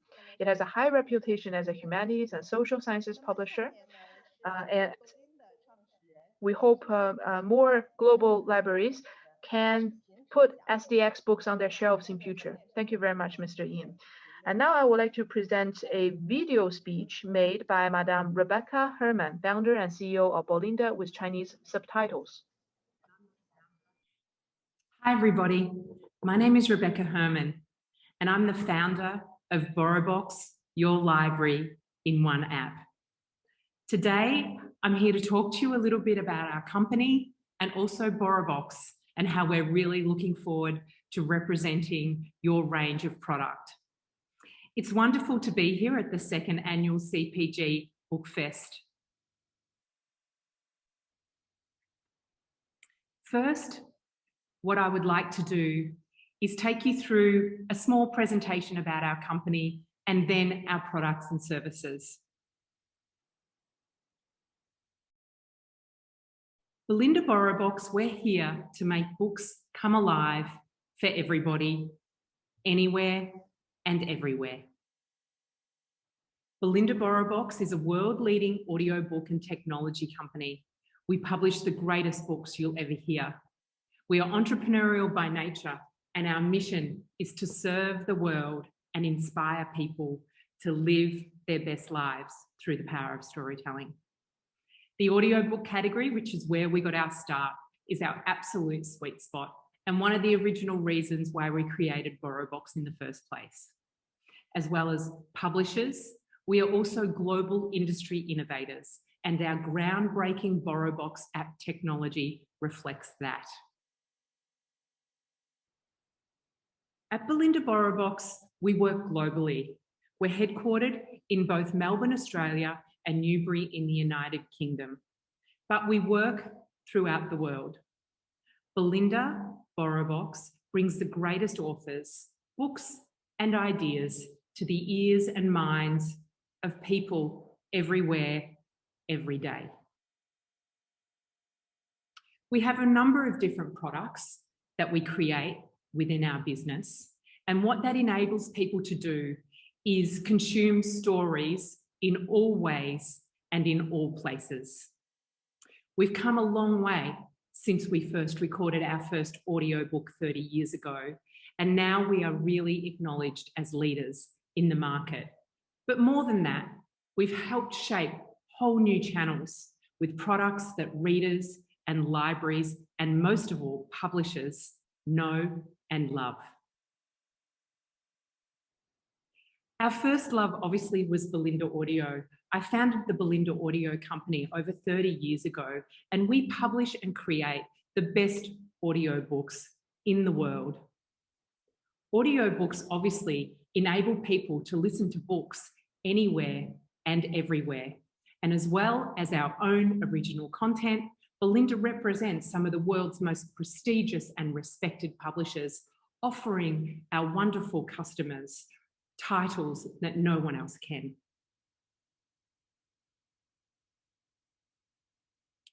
Belinda Audio is a leading name in the global audiobook publishing industry. We publish titles covering lifestyle categories, well-being, to novels and chart-topping award-winning titles. It is our commitment to deliver story time anytime, and it makes it easy for people all around the world to listen and consume content any way they like. So the reason why I'm telling you about our audiobook business is because that is what led us to make Borrowbox. Borrowbox is an app that is designed for public libraries and schools to enable their users to borrow digital content by way of digital loans. So Borrowbox has enabled public libraries and schools to go where they have not gone before. We have enabled them and assisted them greatly in navigating the digital shift, enabling now for their users to borrow e-audiobooks, but also ebooks from major publishers around the world. We are a trusted partner of the major ebook publishers around the world. Borrowbox is one app with one vision. Our vision for Borrowbox in the beginning has always been to create a digital experience for library members that rivaled paid-for consumer brands, and to deliver a world-class user experience that was simple and also made to inspire. How it works for a user is you join your local library, you download the Borrowbox app, and then you can start borrowing. Libraries around the world trust us to ensure we put books on their shelves. In different libraries, in different continents around the world, Belinda Borrowbox keeps the greatest titles on library shelves, but they don't stay there for long. We carefully select exclusive ranges of products and packages for our libraries that are tailored to their unique needs. We've been working with public libraries for over 30 years now. So when we say we're experts in library supply, We kind of really mean it. Our specialist team curates titles based on every library's community needs. It's why we can confidently promise that we will be amazing partners for all the Chinese publishers that are there today. With us at Belinda Borrowbox, we like to make things really personal. So everything we do, from delivering world-class content, is always backed by unparalleled service. Everything we do, our products, our services, our support, is designed to assist libraries and library members keeping well supplied with new titles and, most of all, great stories. Now I'm going to give you a little bit of a snapshot of all the wonderful marketing materials that we also make available to support libraries to ensure that they can promote our app and also our Borrowbox service.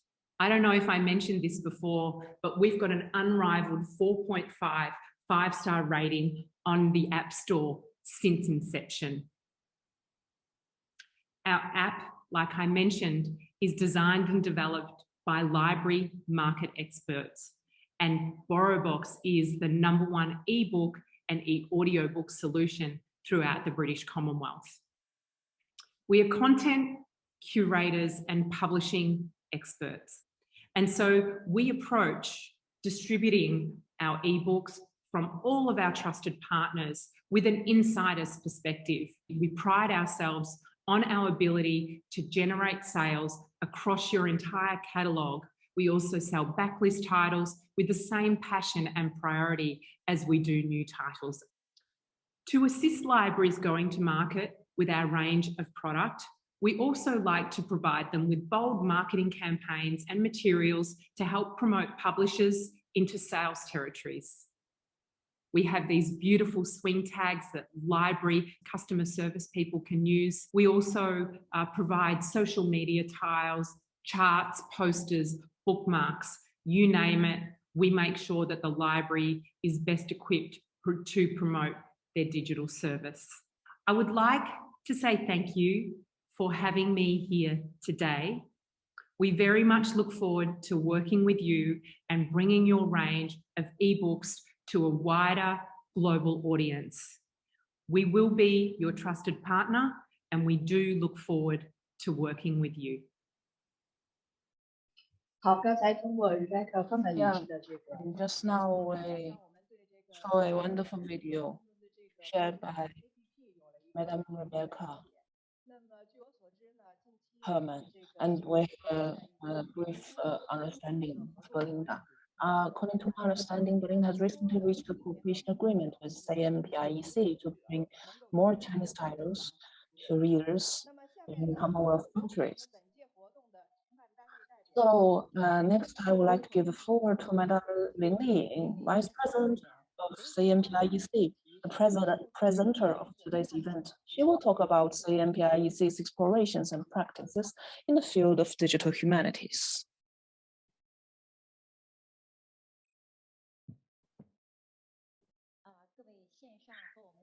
And dear guests on site and online, experts, old and new friends, good morning and the evening. Now in North America, it's drawing close to midnight. So thank you very much for listening in from North America. Thank you very much. And just now, we heard a lot of sharings on DH competence and development and their best practices, and their achievements, and I was very much inspired by their insights. So now I would introduce to you some of our CMPIEC practices and explorations. So my introduction and presentation will be divided into two parts. First, it's about, of course, CMPIEC, because it's actually we are a member company of CPG, but established in December 1949. The biggest import and export enterprise publishing enterprises of China.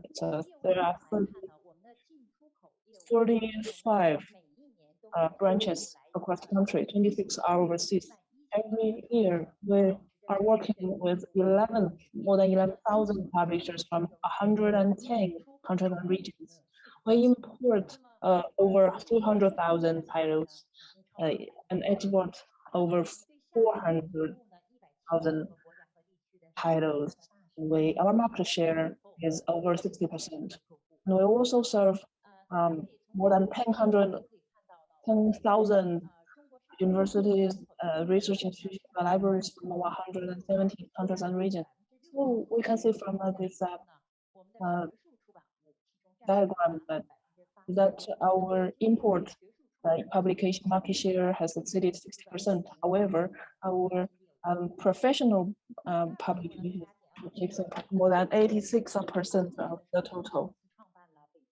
So in 1968, we actually established the BIBF. Last year, that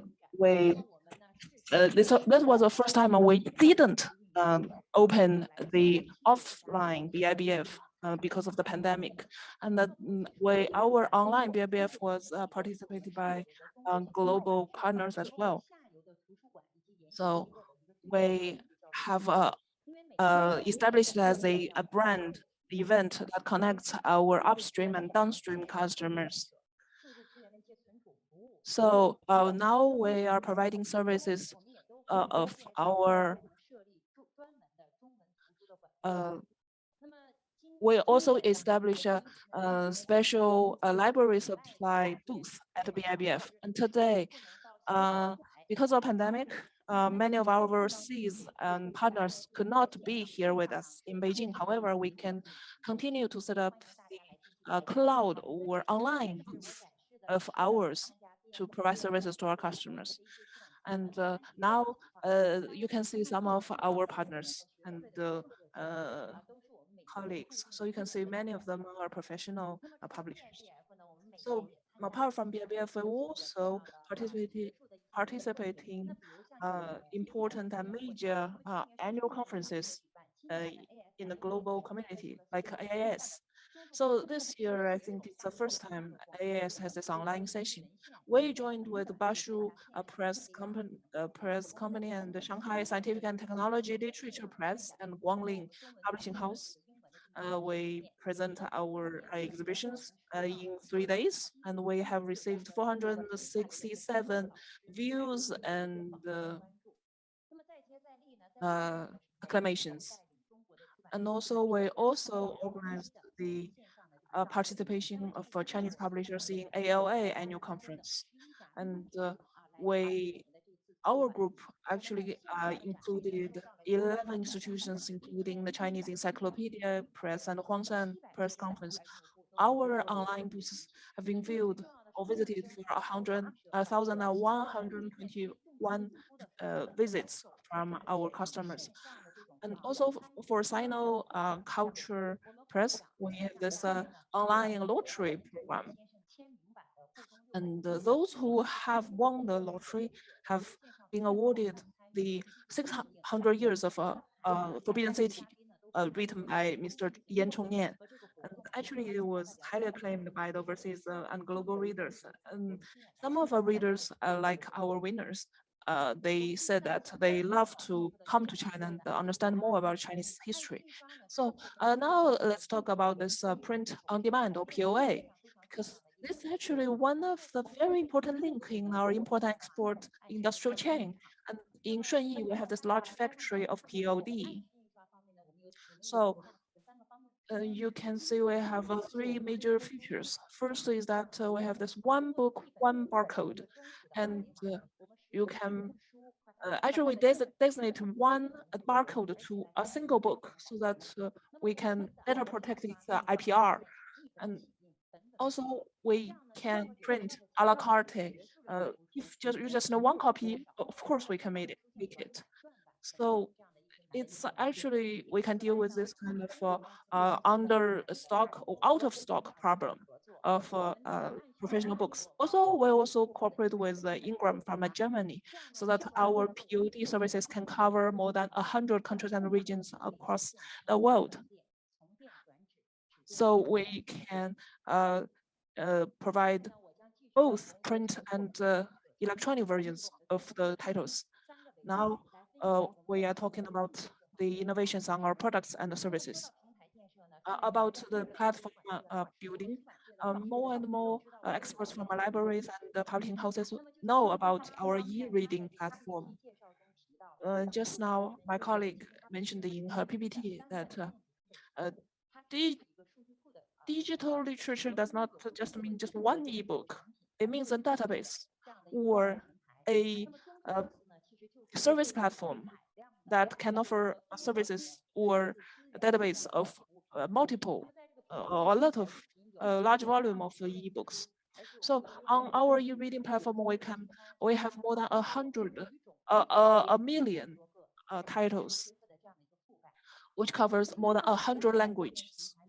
And this is a very large platform, so we hope that we can help our readers to search and retrieve information more accurately. Now we have this smart tool based on AI technology for our readers.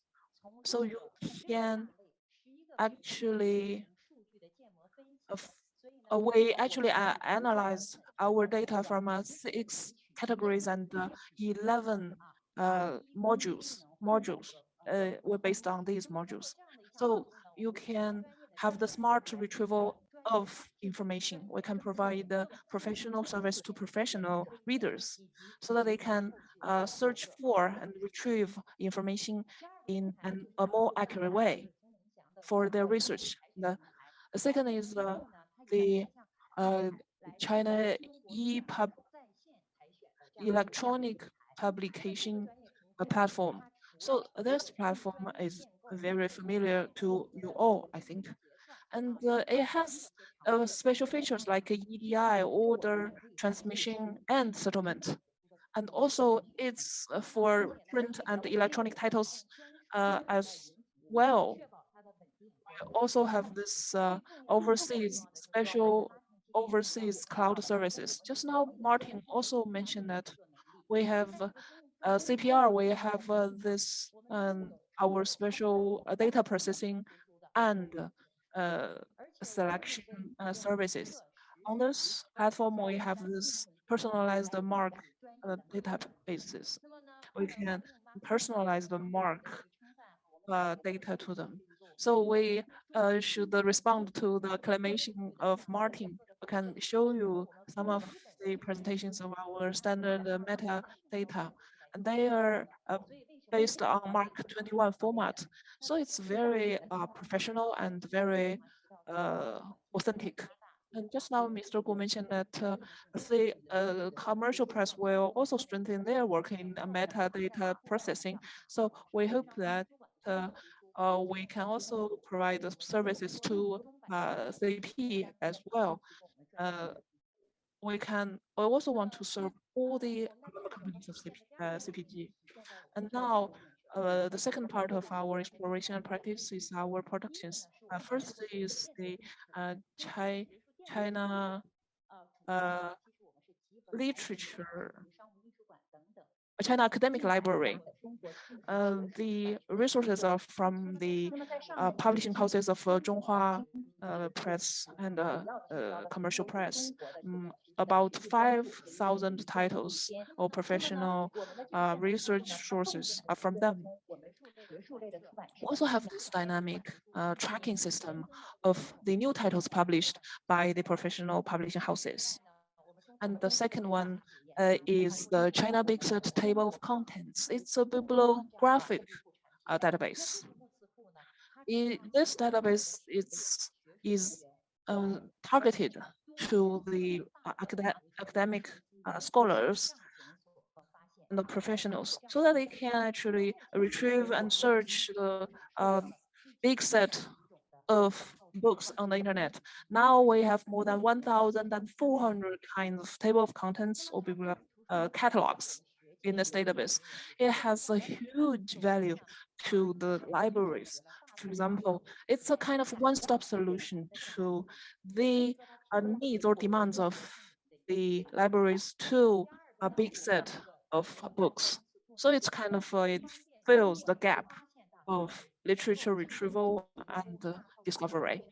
And also, it can enable or help the libraries to to evaluate the value of these big set of books.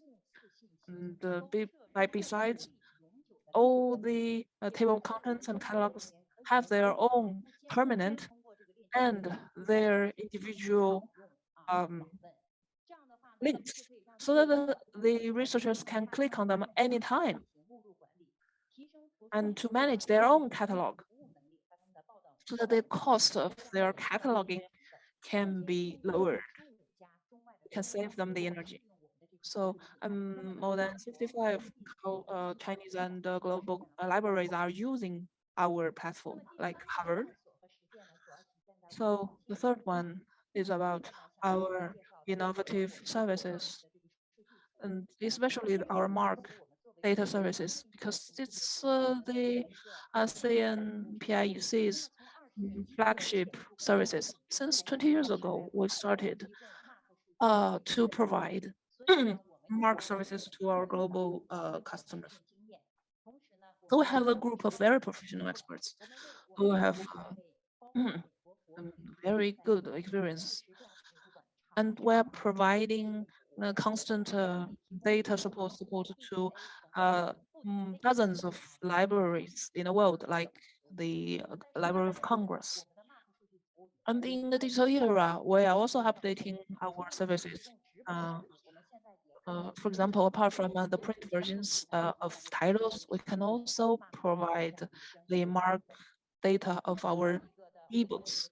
And lastly, our innovations can be presented by 5G, new reading experience. You can find on my PPT that in the era of 5G, we must keep up with the step or the pace of the new technology.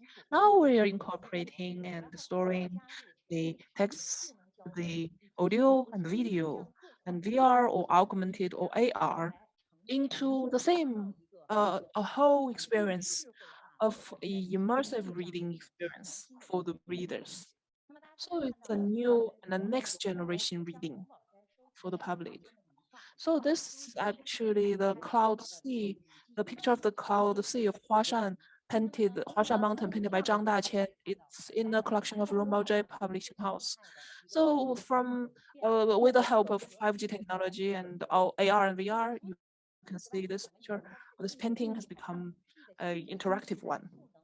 And also, we also empower our rare books, our classics with 5G technology. This is the 5G culture classic, the Encyclopedia of Yongle. It's a collaboration between us and the National Library of China. Later, we will also continue working with National Library of China to use 5G technology to tell stories of the classic manuscripts of China to the public. And this actually, it's you can see on the PPT that this is a kind of experience under guidance. So I think with the process or progress of technology, we will improve our experience, and we will enable the readers to be more immersive and to be more absorbed into this kind of interactive experiences. So you can say that the CMPIEC has grown from a dealer to content provider to data marketing marketer and operator. But we stay true to our efforts to apply technology to the data services. So next, we hope that we can have stronger connections or connectivity with our upstream and downstream publishing houses and customers to achieve win-win cooperation. Thank you very much, and thank you for having me here.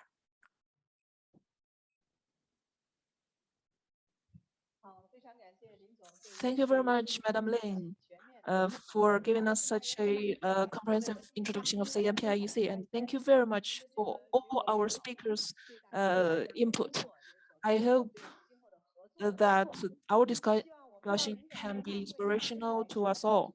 We look forward to see more sessions of CPG Book Fest in the future, which will bring closer Chinese publishers and global libraries for stronger partnership and friendship. That's all for our event today. Thank you very much for joining us. Goodbye.